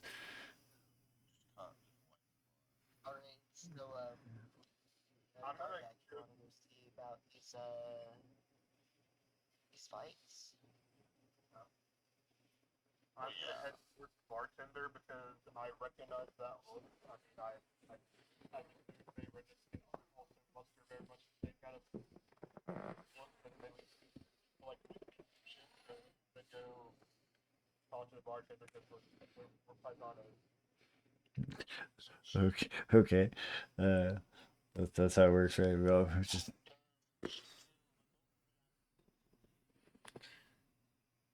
all right. So anyway, which one we want to explore first? We want to go with the back or the front? All right. Well, we'll go from the front of the bar back. How about that? All right. So as JB or say Faye Randis or Spicy Grandpa is going to approach said bar, this fucking rather tall, kind of slender elf is with dark hair stands up and he is, like I said, at least a good 6 or 7 inches taller than you. He's kind of looking down. He nudges. He's like, "Yeah, what can I get for you?"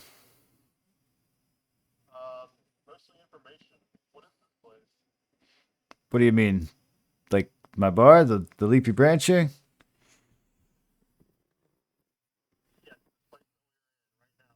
It's it's a bar. It's my building.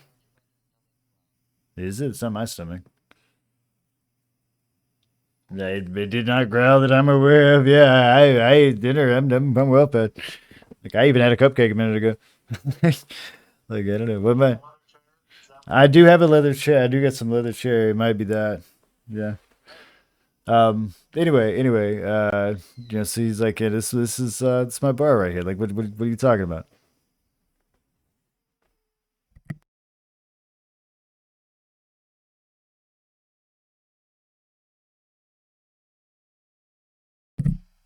Ah, you mean like the fancy magicians over there at the Swan running it? Yeah, we don't be doing any of that magic stuff around here. We just it's good clean knuckle boxing right back here.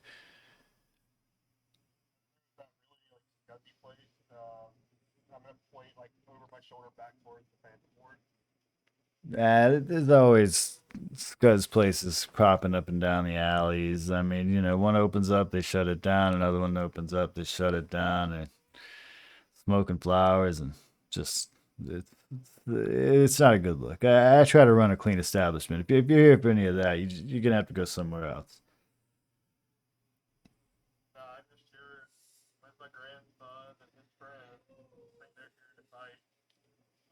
I mean, if they've got the meat, bring it to the table, right? Like, if they can buckle up, we'll do it.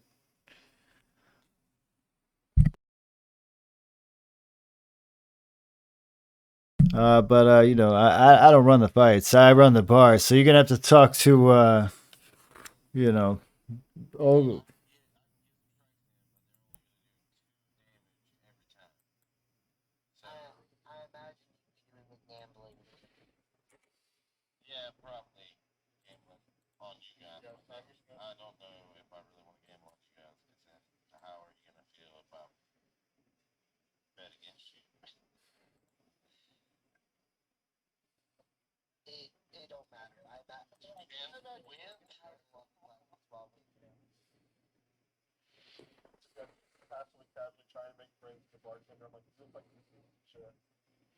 he's certainly not the friendly type. He is not easy to connect with, and he's just kind of nods a little bit, and he's like, "Yeah, yeah, I have seen a lot of seen a lot of poor people in my time. You here to waste my time, or you got some coin?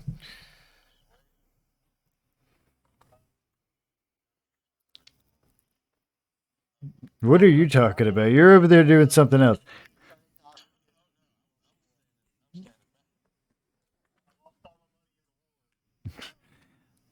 Yeah, yeah, yeah. We all did.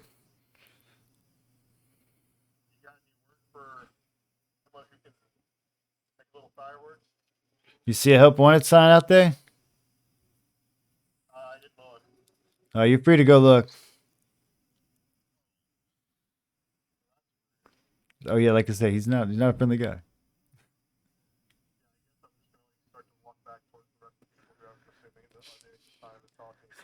We didn't even get his name. But, yeah. Oh, you got three zinning, full glass, nice and cold. So that puts you at what, like, yeah, yeah, you're about broke at this point. Um,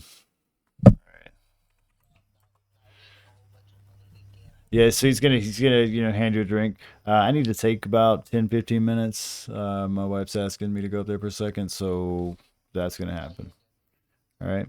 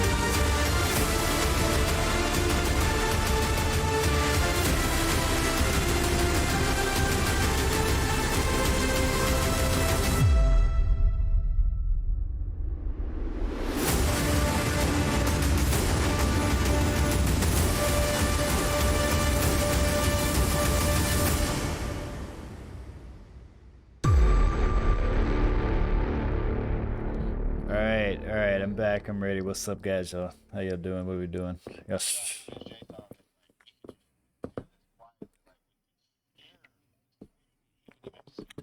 Do what quietly?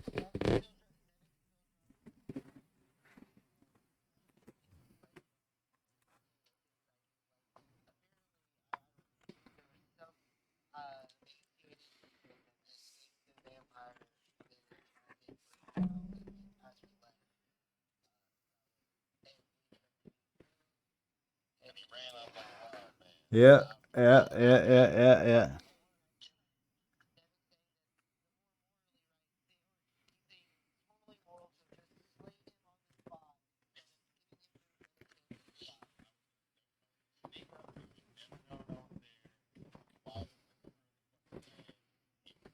Well, well, well. I mean, that was forever ago. But anyway, we're at the Leafy Branch, where yeah, fucking Fayrundis is getting the cold shoulder. Shit. um, we're at the Leafy Branch now, where Fayrundis kind of struck out with making friends with the bartender, and there is a group of people watching a fight go on in the back here. The fight that is going on is between a burly human and what looks to be a man of some sort of pig beast descent. The burly human is actually winning. He is, they're both, their knuckles are wrapped in like a kind of cloth gauze. This is fairly bare knuckled, but there is no weapons. There are no weapons. Yeah, most they're pretty stripped down, fighting each other. This goes on for a good 2 or 3 minutes. There's cheers and boos from the crowd as it goes on. Eventually, the human here is going to actually win out against Man Bear Pig, who is going to collapse. Kind of KO'd before he gets pulled over. A lot of cheering from the crowd here and there. Uh, you know. So, after that, I think the bartender informed Fayrundis that he didn't handle the fights and he needed to speak to Olga, the manager, which is going to be a, kind of goblin, an overweight goblin lady, essentially, um, that is amongst this crowd. I mean, she's not exactly like super attractive, but, you take it how you want. Your head cannon, man. Do you put a short stack in my game? All right.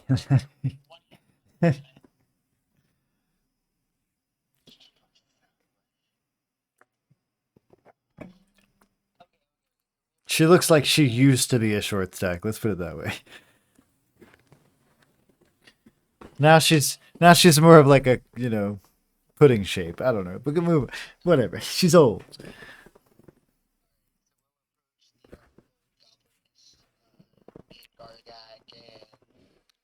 You can see her. She's clearly like clinking coins on this like side table over there. Got a couple of bags here and there.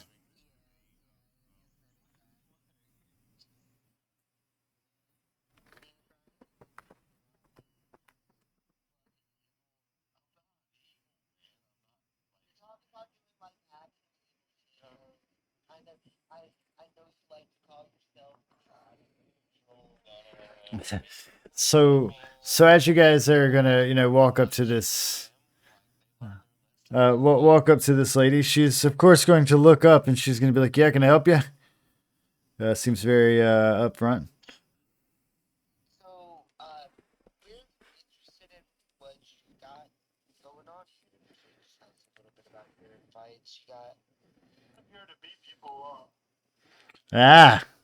Ah, so we got another entertainer. All right, well, no killing, no weapons, no armor.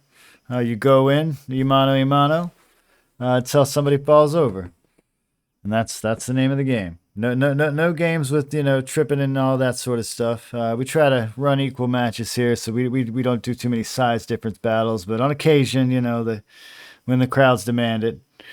But remember, this is for entertainment, so any damage that you receive is purely of your own consent. I mean, we've seen it done before. I mean, as long as you stay in the ring.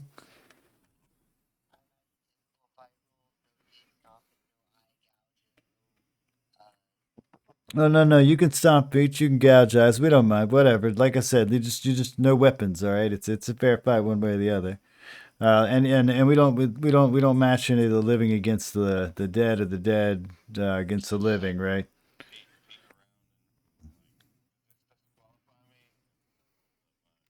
Oh yeah, you'll have to take that. You'll have to take that off. Why you should get it replaced though. I mean, I don't. Yeah, no. I mean, why are you walking around? Is there a reason you got a weapon for an arm? What are we doing here? Is this like some sort of religious thing?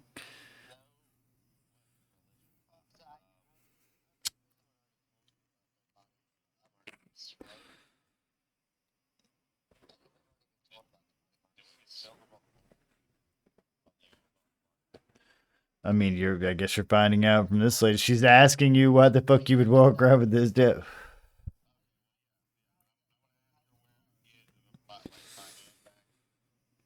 I mean, I can't say you get your hand back. You can get a hand back. You go down to the marketplace. I don't know. I mean, run like you probably get, I don't know, 25, 30 something. You might be able to find something. I don't know.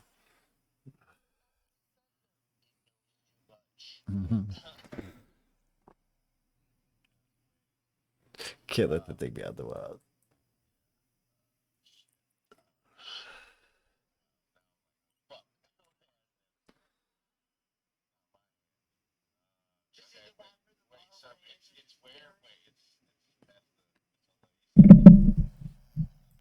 What are you talking about? The marketplace?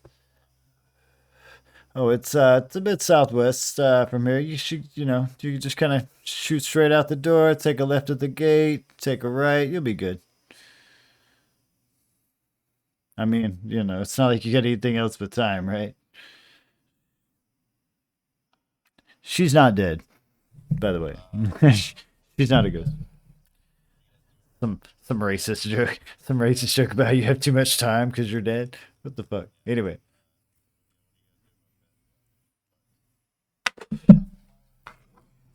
Uh, oh well,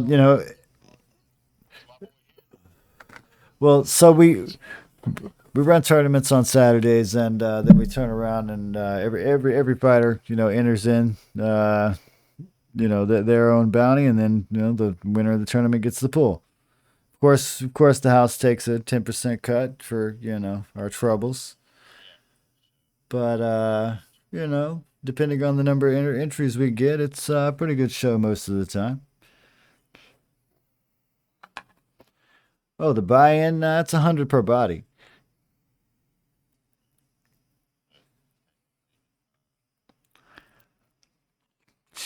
Don't get smart with me, boy. We'll kick.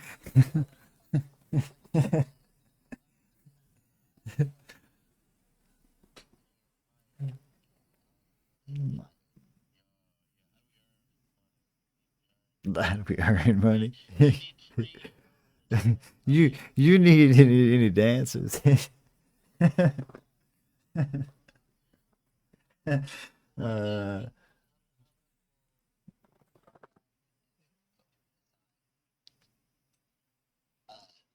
she of course looks mildly confused as you guys just like huddle off to the side.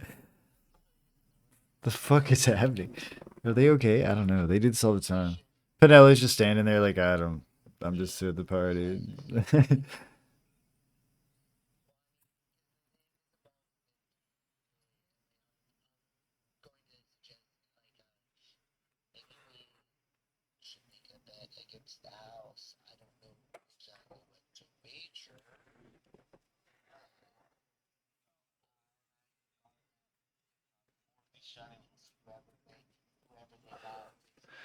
So to be clear, meta-wise, gambling is not illegal at all here in Manifest. Gamble as you please. But what she's saying, as far as betting against the house, is that it's not really a bet against the house so much as it is a tournament the house is running.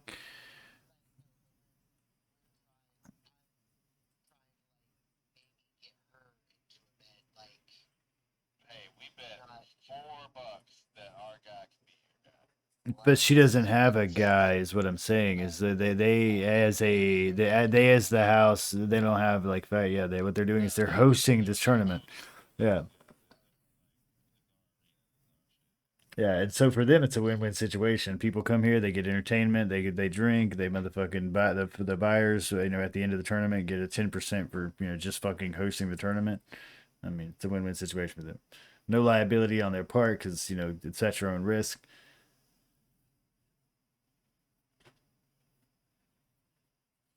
And from what you've seen, one of the only condoned areas to fight in town.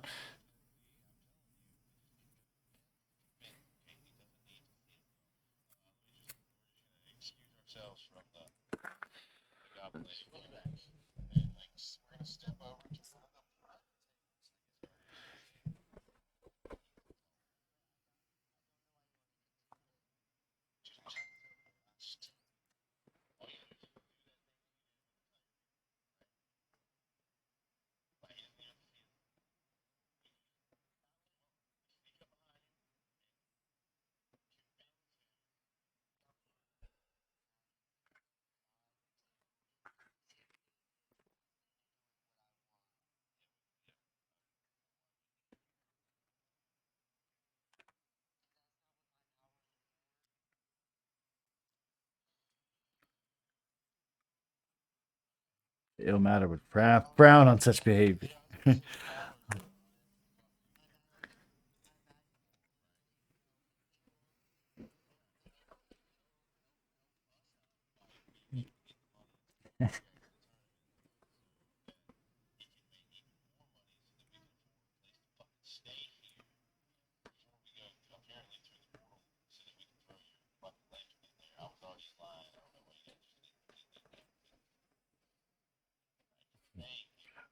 Right.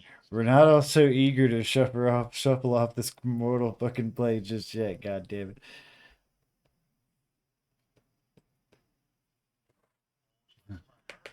Not all of us commit suicide, okay?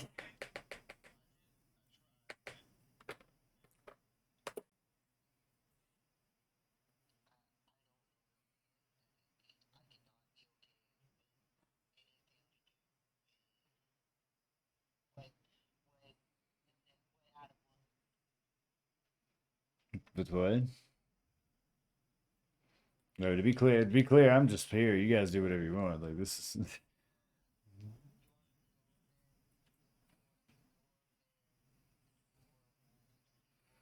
Oh no, you go do whatever you want. Like I said, I'm here. I'm just reacting. All right. Like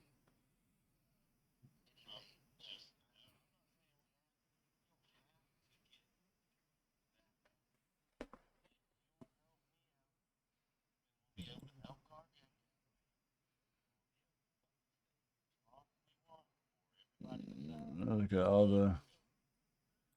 the voice pictures fucked up.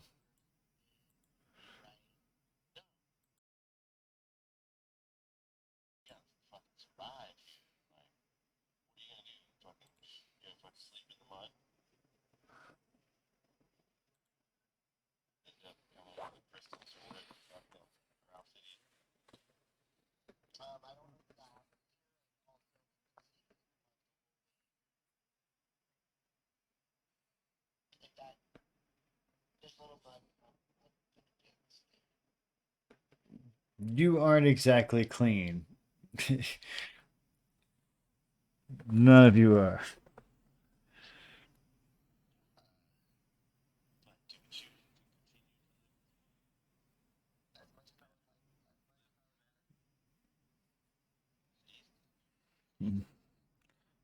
David over here having some childhood flashbacks. He's like, I'm on the street. I'm broke. I'm dirty. I'm hungry. This is bullshit.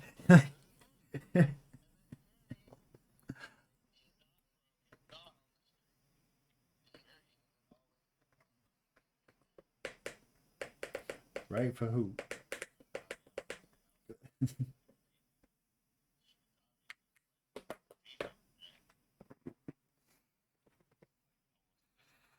Where's the rest of my party here? I got Ferrandis, I got Pinello, I got Gargak. What are we doing here, guys? What's I got a whole party. Nevik and Jason here having debates, but what is everybody else doing? What do we like to do? What's our consensus here? Yeah, we're at a bar. There's a third bar that we found here, and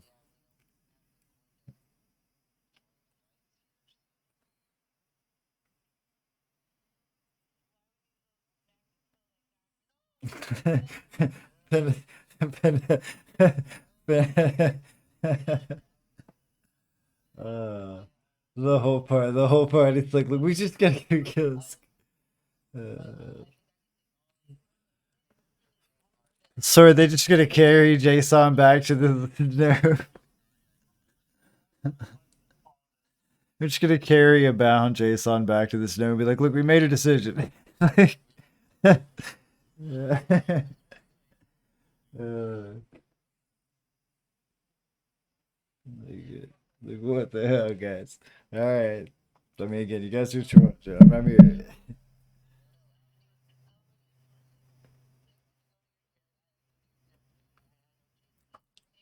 JP.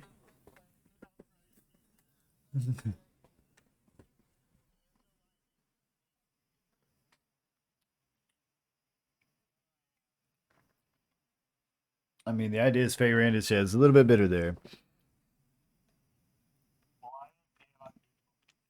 There you go, see.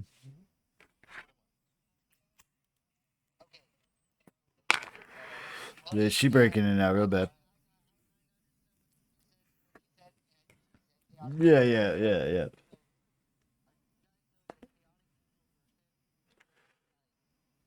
Let's do it. Let's go to the internet. Let's go to the internet.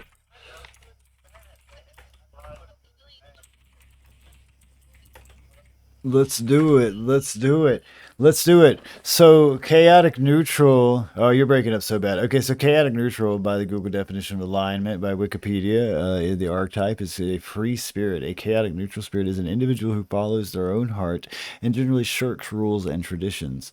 Although chaotic neutral characters promote the ideals of freedom, it is their own freedom that comes first. Good and evil come second to their need to be free.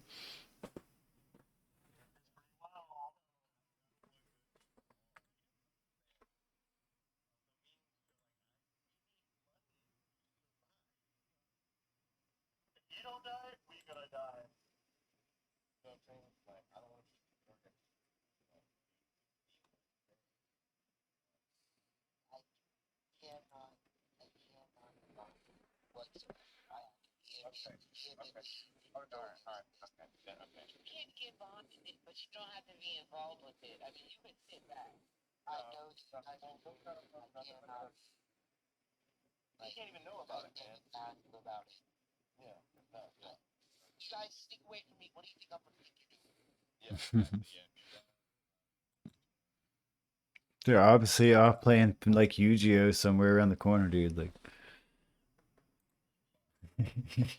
that's a like.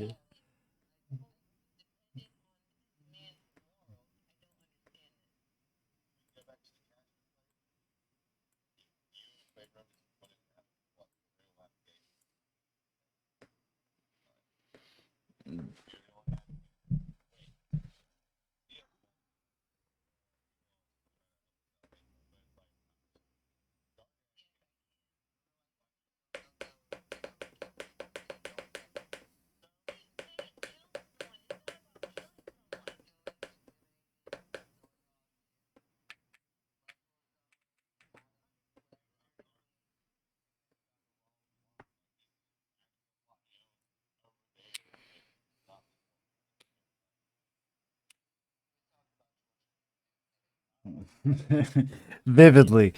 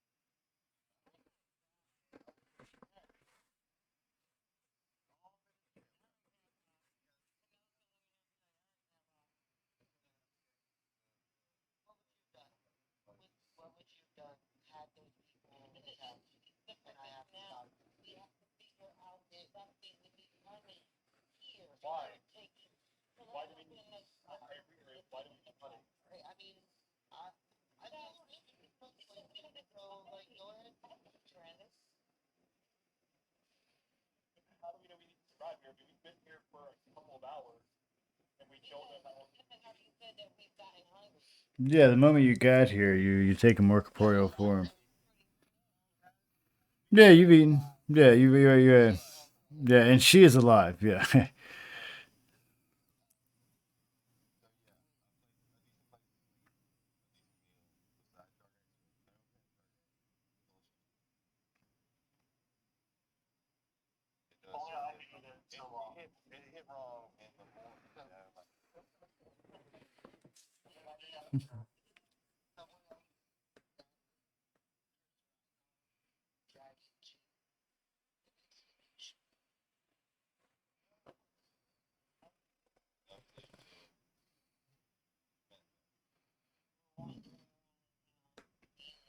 Like so many other spirits. Welcome to the role play. It's great.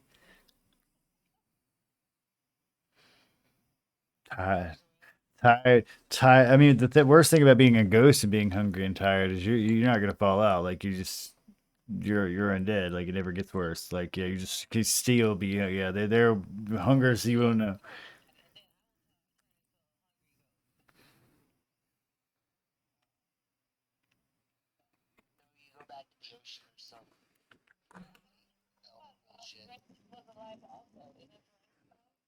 No, they, they believe they believe they become one with the ocean,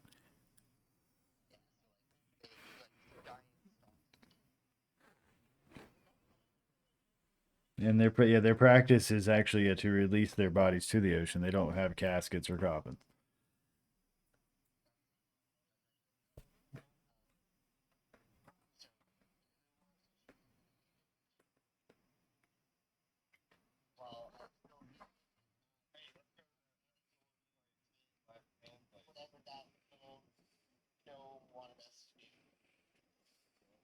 Grovel, come on. Grovel was a great character, and the fact that Nevik didn't see him when he first showed up. I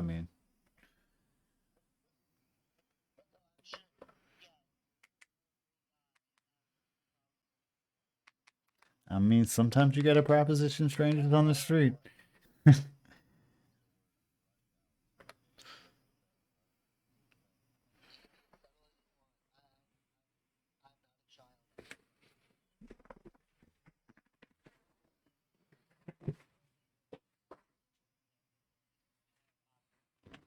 Oh, this is a big ass city, boss.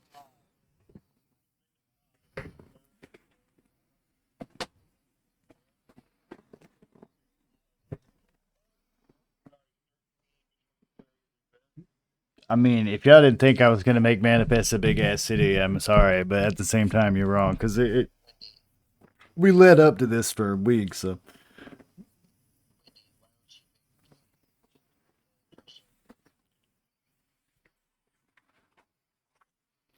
I was gonna certainly make it massive.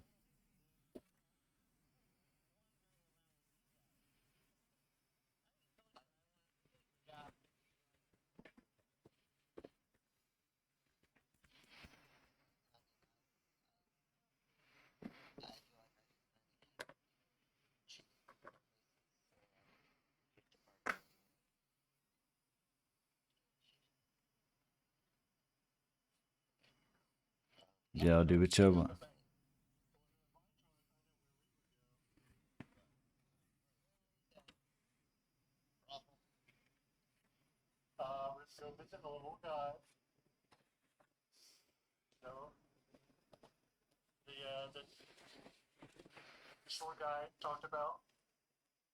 Gravel.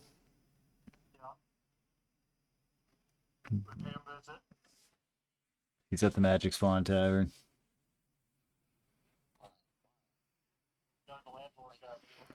Oh, but he wants you to go talk. Yeah, he want. Well, you guys didn't accept the job from him. You guys started having a conversation. He was just like, "All right, well, if you need me, I'll be here.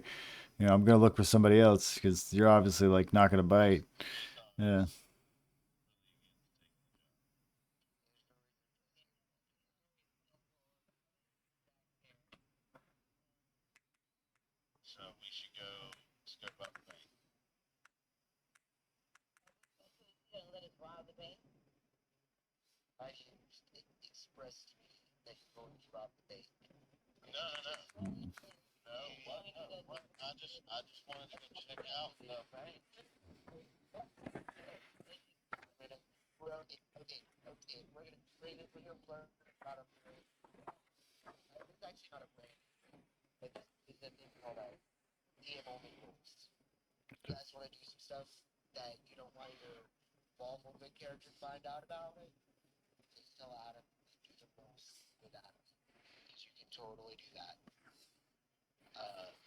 I'm here to accommodate.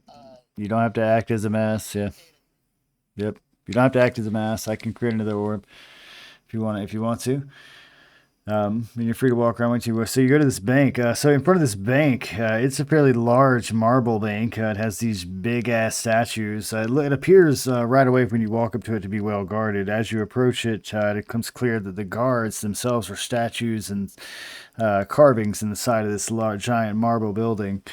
The door frames are actually like formed by a large, like burly looking warrior type, that are here, and the window frames themselves consist of like sentries and columns that have like bear images and shit of various spellcasters and so on.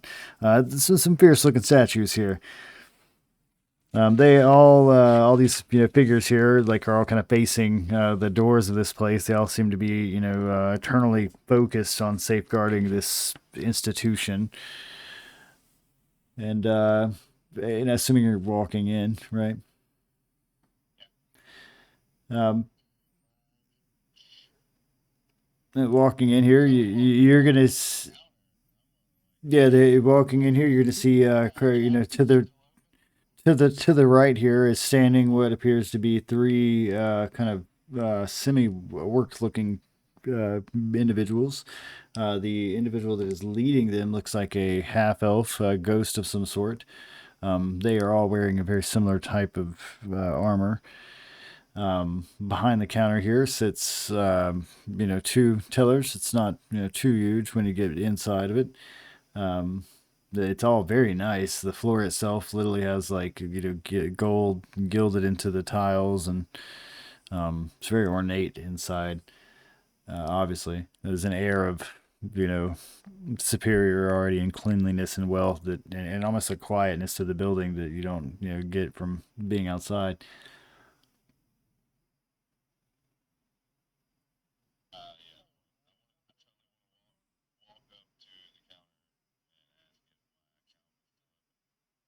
And you are.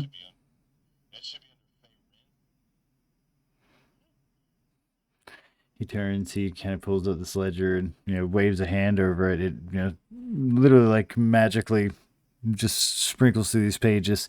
No, no, we don't have any accounts under a Fey Rand.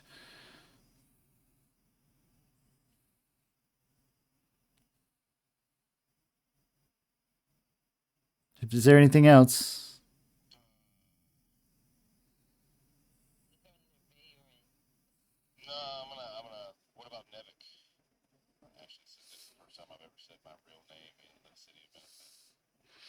He's gonna frown. He's like, "You don't know your own account name, do you? Do you, I'm assuming you wouldn't know your own account number.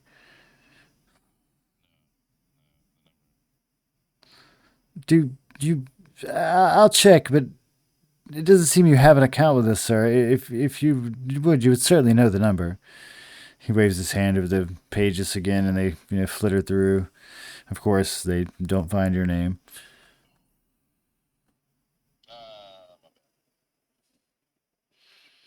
He's gonna kind of nod, and he's like, "Next, please." And he glances over at the half elf ghost guard.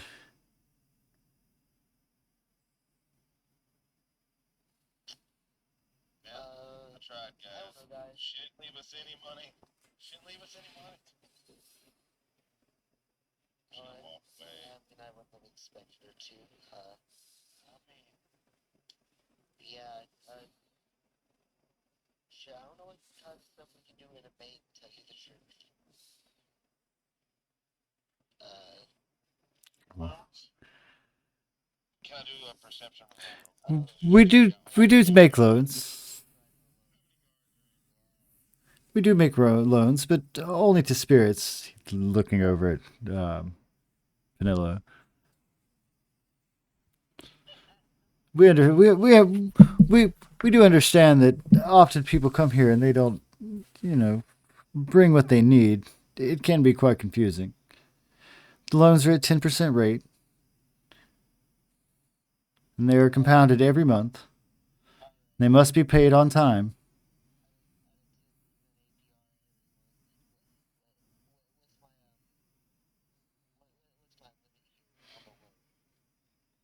Oh well, it's 100 per body. It's standard rate.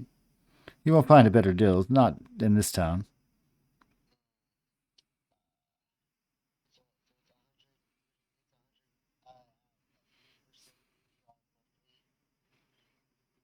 At 10%. So at the end of the month, you're gonna give me some more money, right? Or we're gonna send guards after you.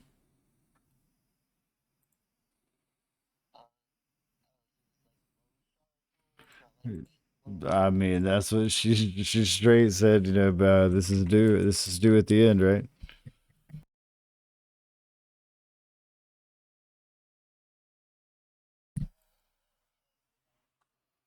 Right, but she did say it's compounded monthly, so it's not like they're. I mean, how long it takes, right? But at the same time, let's say I owe 10. I take out 100, then at the end of the month I owe 110, right? And I do that again, and I don't pay it, then I owe 120, and I owe 130, 40, so on, right?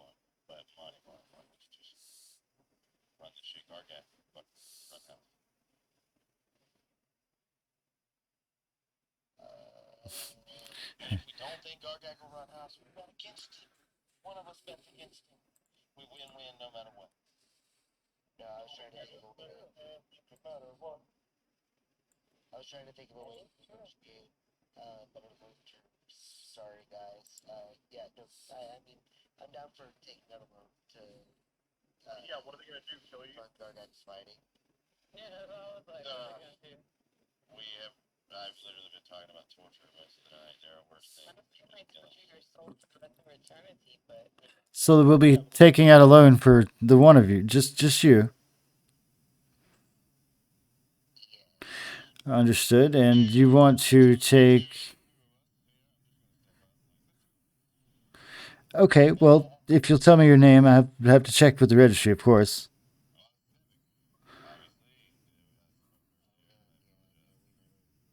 And you are, sir.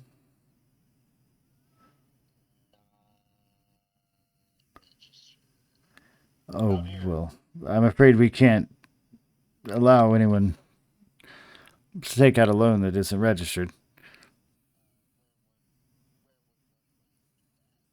Oh, at the registry, it's within Phantom Hill, right when you walk in to the right.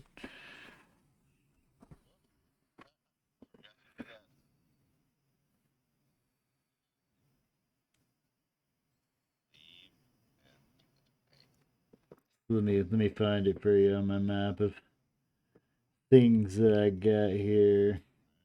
I may have told you the wrong thing. Hold on.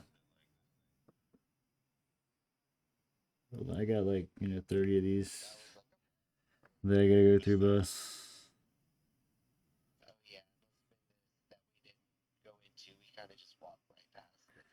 Where the fuck?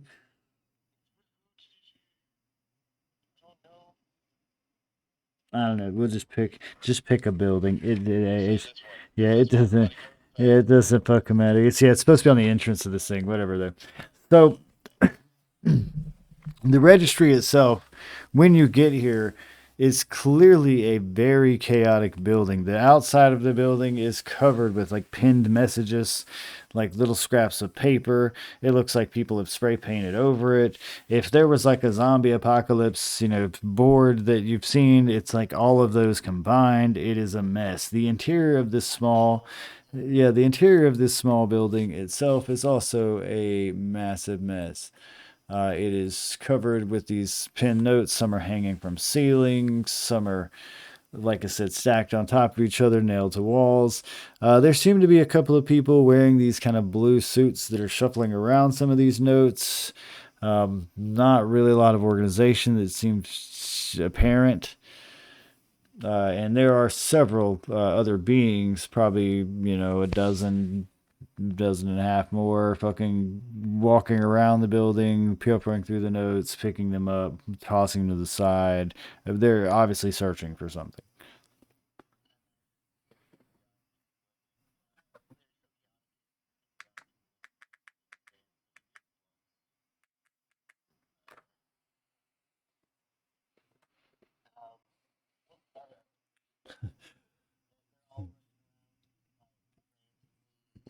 I mean, they're not frantic. I mean, some of them are, a little bit, moving quickly, but there's several, spirits and mostly spirits here, actually, that are, there is one or two living people, but they are, seemingly searching through these notes for some note relevant to themselves.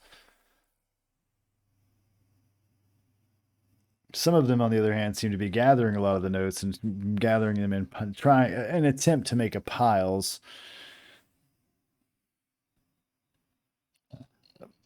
Other people are walking up, pinning things to paper on these notes, putting them there, so on. Like I said, it's a chaotic scene.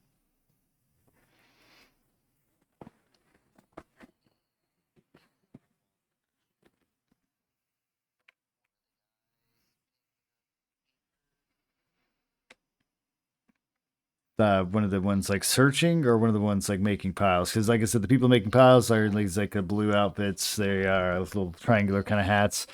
They seem startled when you walk up to him. He's like, "Oh, don't hurt me, please. I just I'm trying to make the best of it.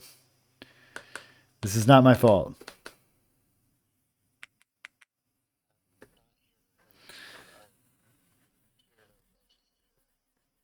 Oh well, I mean, just go ahead. Everyone else does.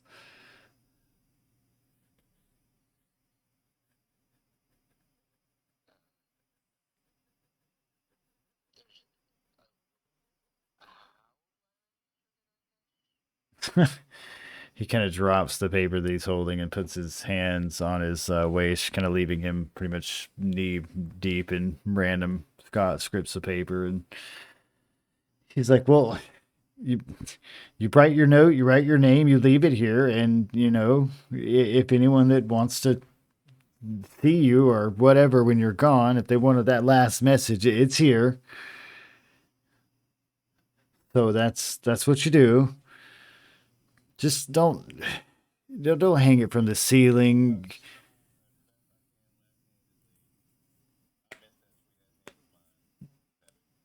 I mean, how you got paper? When you pick up this, yeah, I'm about to say, yeah, yeah. So the moment you're gonna find out, right, yeah, you're gonna find out these are other people's letters. There's like all sorts of random letters. Some of them are love letters. Some of them are letters for family. A lot of that.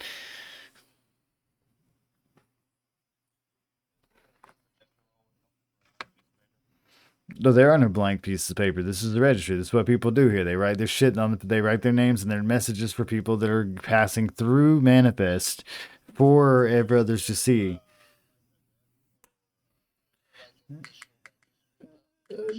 Oh, this is just a mess. Yeah, it looks like it. At some point there may have been, but this is now just chaos.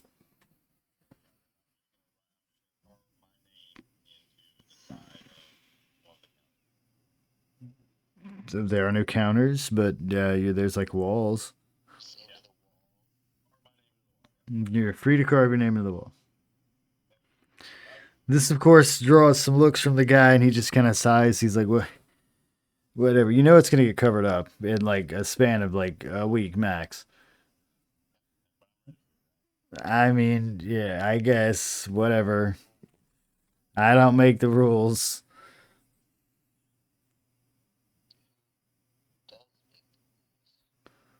Oh well, decided by the council. What? Are you new here? I mean, I guess yeah, you're here at the registry, right? So like, all right, well, first you're gonna need to either move on or find a place to stay. Uh, the watch doesn't much care when you sleep in the streets, especially in the portal ward. If you're gonna sleep in the streets, either do it in the Forest View or the Tombstones. But be careful in the south end of the Tombstones. It's a good place to get robbed.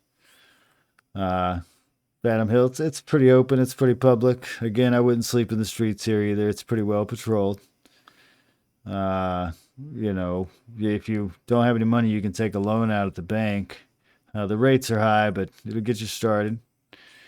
Um, but if you, I'm gonna tell you right now, if you don't have some sort of stick or a gig or something, you're not gonna last long.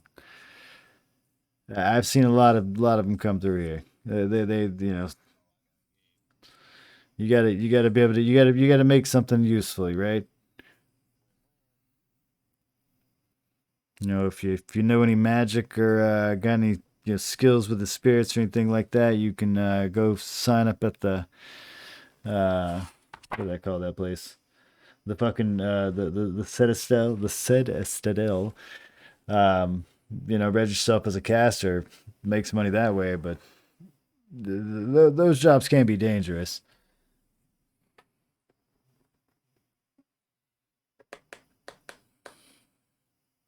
But they are important. Oh well, they won't hire if you want to be caster. So you got to have range, right? Like they're out there building out the wandering corpses that keep trying to make their way over here. So you know, leftovers from the Dead War. Yeah,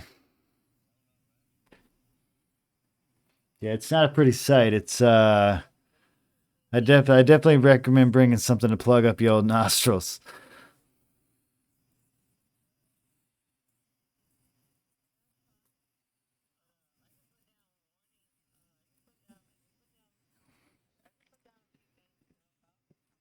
No, but I'm not.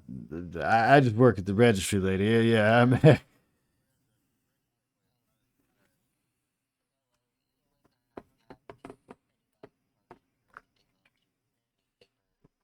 I write it in blood. It's smeared on my heart. Psst, for the world to see. Let's do it.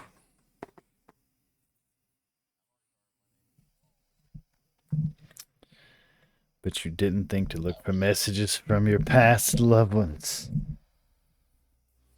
No, no, you already took out a loan. You're not at the bank anymore. You had now moved on from the registry. Now you went to the bank. You took out a loan for 10%. Jason did. That's right. That's right. That's right. That's right. Yeah, they don't give loans to living people.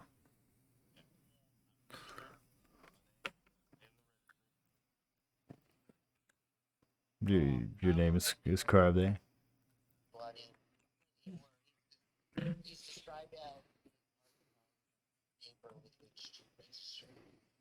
It's chaos here.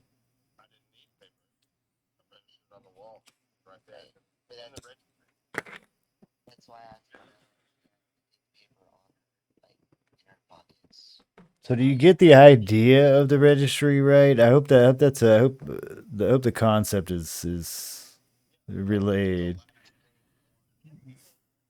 So the idea is that, during a normal time period when the flow of, passerbys here isn't so fucking extreme chaotic, this would be where people would, yeah, come in and leave notes for people that were going to pass later on, right? Yeah, pass before them, right? Yeah.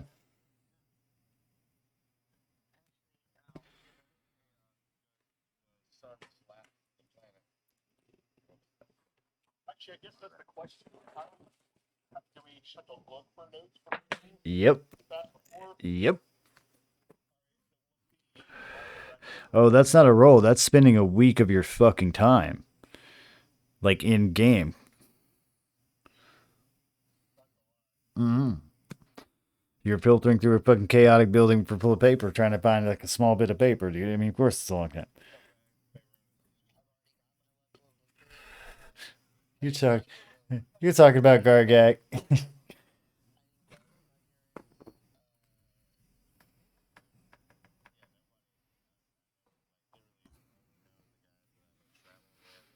I'm just stating these things for your meta canon. You know what's going on, like the obvious. Im-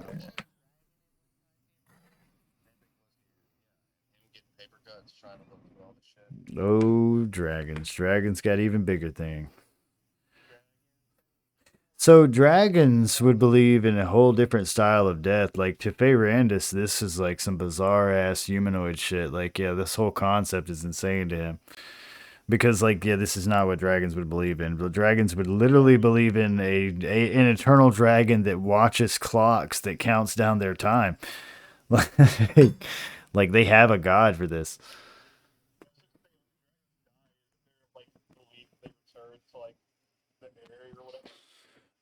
It depends on the element that they are. That's what they can return to the plane they come from. But they also believe that there's a, and I forget his name offhand, but it's like it's like a time name like Chronos something or other. Like that there's this dragon that's literally watching their life unfold.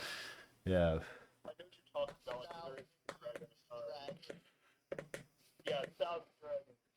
Yeah, I forget what the name of it is, but in this dragon's lair, he has all dragons like clocks and timepieces, and he's counting down their seconds. Right. He's like the watcher of all dragons. Yeah.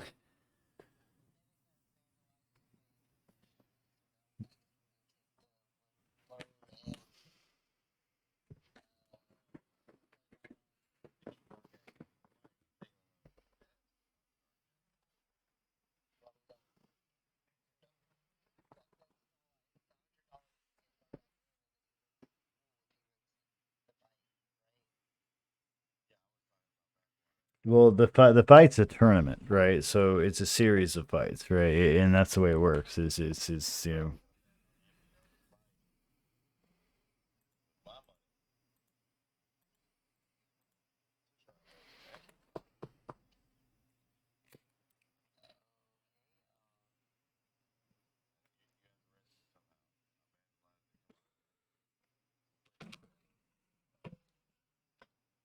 I lend you this knife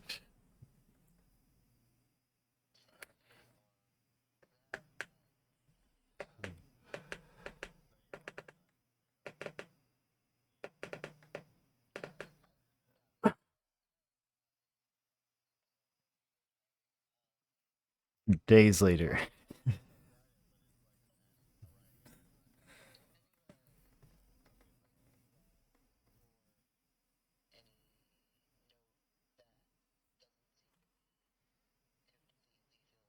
Oh, there's a number of notes here that are not completely filled in. You could write on the back of it, a bunch of these, but they all have writing on them.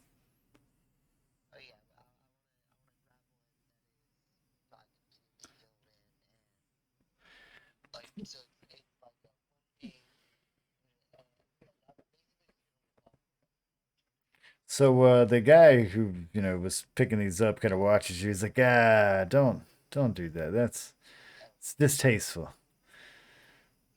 Uh, look, I mean, they sell paper down in the market square. You just Buy a stack. You can leave a book out here. You just come along. How would you feel if somebody destroyed your notes? I mean, somebody's family might see that one day.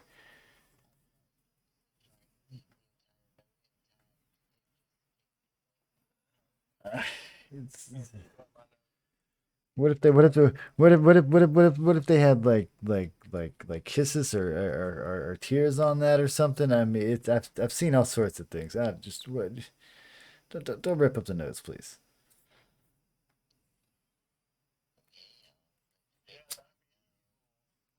No, he's letting you keep the note. He doesn't care that you have it in your hand. He's just letting you know that don't keep ripping up my fucking notes out here, bro.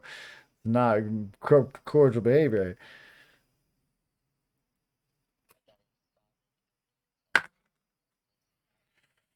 No, he would have looked up after the noise of you ripping it.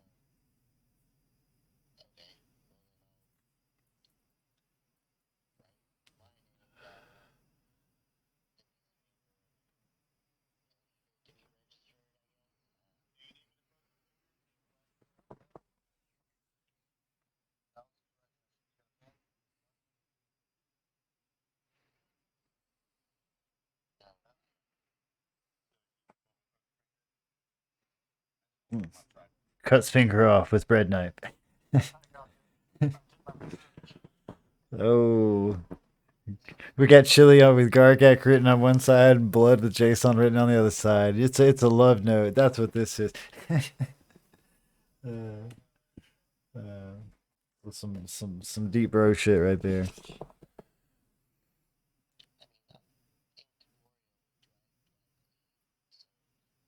I mean, yeah, you have the same like physical things. You would bleed, of course, like kind of a blue ooze, but you do bleed.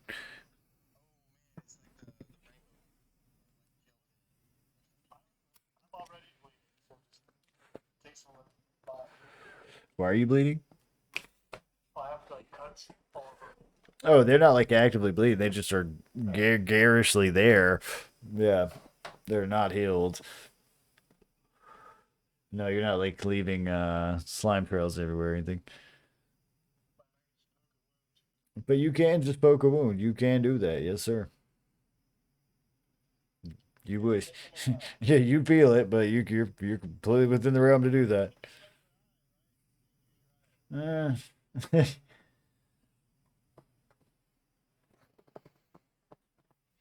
but either way, you can write with chili. It doesn't matter.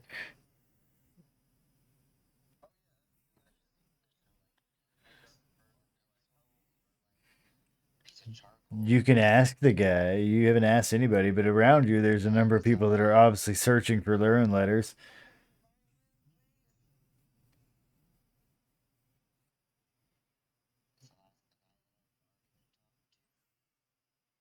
Yeah. This, look. Here's a pencil, but you got to hand it back and don't start passing it around. No, it'll be a whole thing.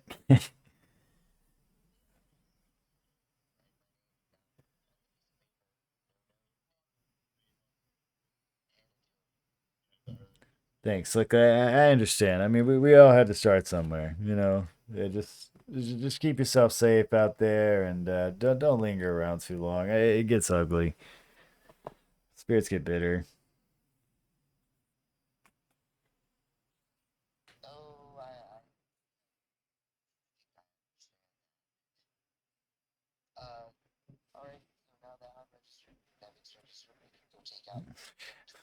Gargak also with the chili on the other side. Yeah.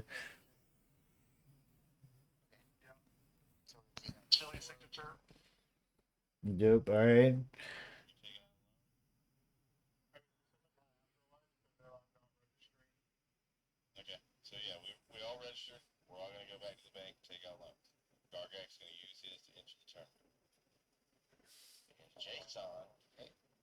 I mean, we're just assuming that everybody's gonna pass the credit score check. Jeez, guys. What kind of predatory lending you think?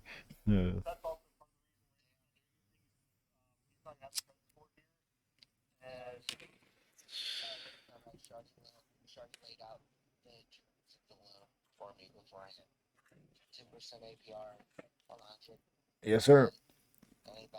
Compound every monthly. She's gonna give you a 6 month limit to start at. Good faith. Take it to 9, but you got it. You got to pay in.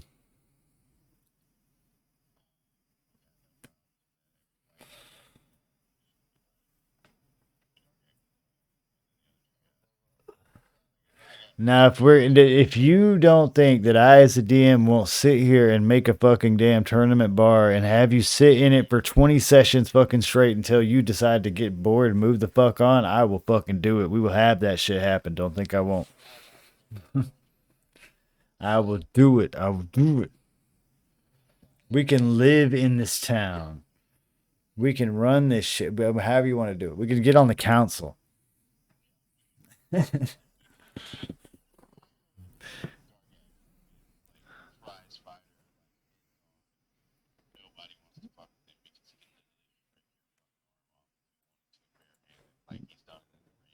She's already said there's no killing, dog. Yeah, it seems pretty fatal to bleed to this.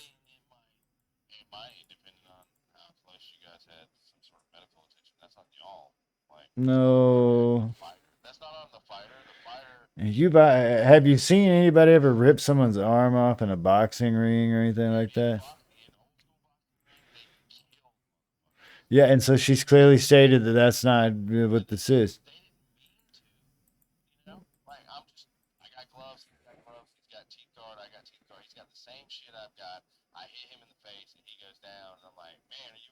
I mean, if y'all don't think I won't also go through the court system and manifest, we'll do that too. I have imprisoned you once. I can do it again.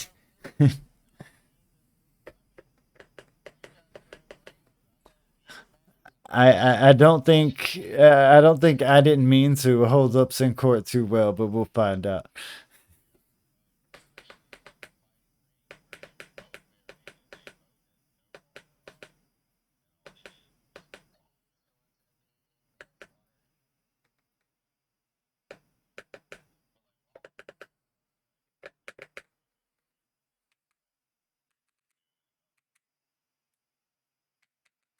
The consequences that don't include murder. She literally is like it's the clean fight, dude. But either way, you ain't even got that far. All right, so we're gonna wrap up here before you guys go to the bank and go from there, I guess. But my point being is that however long you want to hang out in this city and fuck around, I'm totally, you're here. Yeah. But even then, you don't have to do that. You can fucking go live in the forest. I don't give a shit. This is your game, right? Like it's a big city and it is a living city and there is like a yeah whole elaborate everything here, right? So you know there is all sorts of shit going on like just around you, right? So as far as Jason refusing that one job, it's not like yeah this is in a city where you probably there's clearly a lot of other buildings and organizations um and things going on. You did manage to actually find the bank. And yeah, next time we'll, start up with that. Um, tournaments by their nature, like I said, aren't just one fight, right?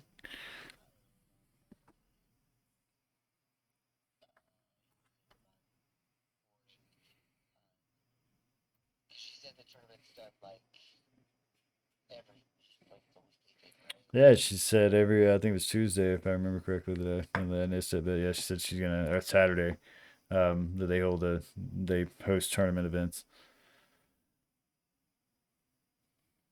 Right. So I mean, the idea there is we've got a set number of fights, and whoever wins those, we go to the next Saturday and move on and on.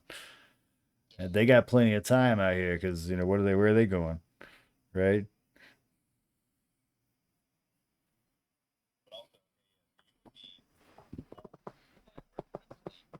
Well, I mean, that's a lot of the implication, like I said, of the people making jokes and things like that, though, is that that ghosts are perceived as having a shit ton of time and manifest because they're not going anywhere; they live here, right? And as far as there's also the implication that there's a population issue when it comes to residents and places to stay, as far as being a ghost, because of that.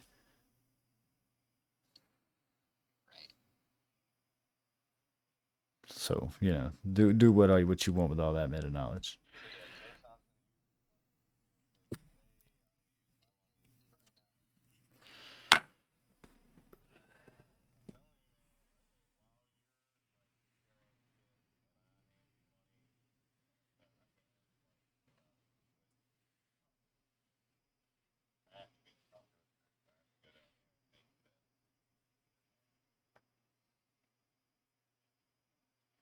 We don't even.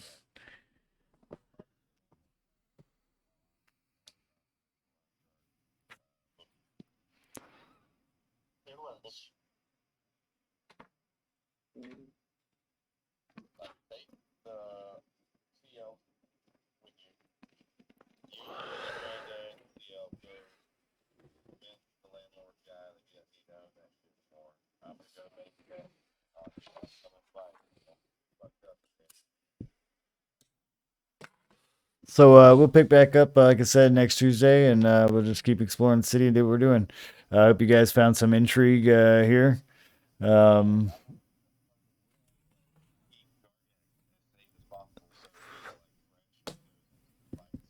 Imagine that Charlie Always Sunny episode.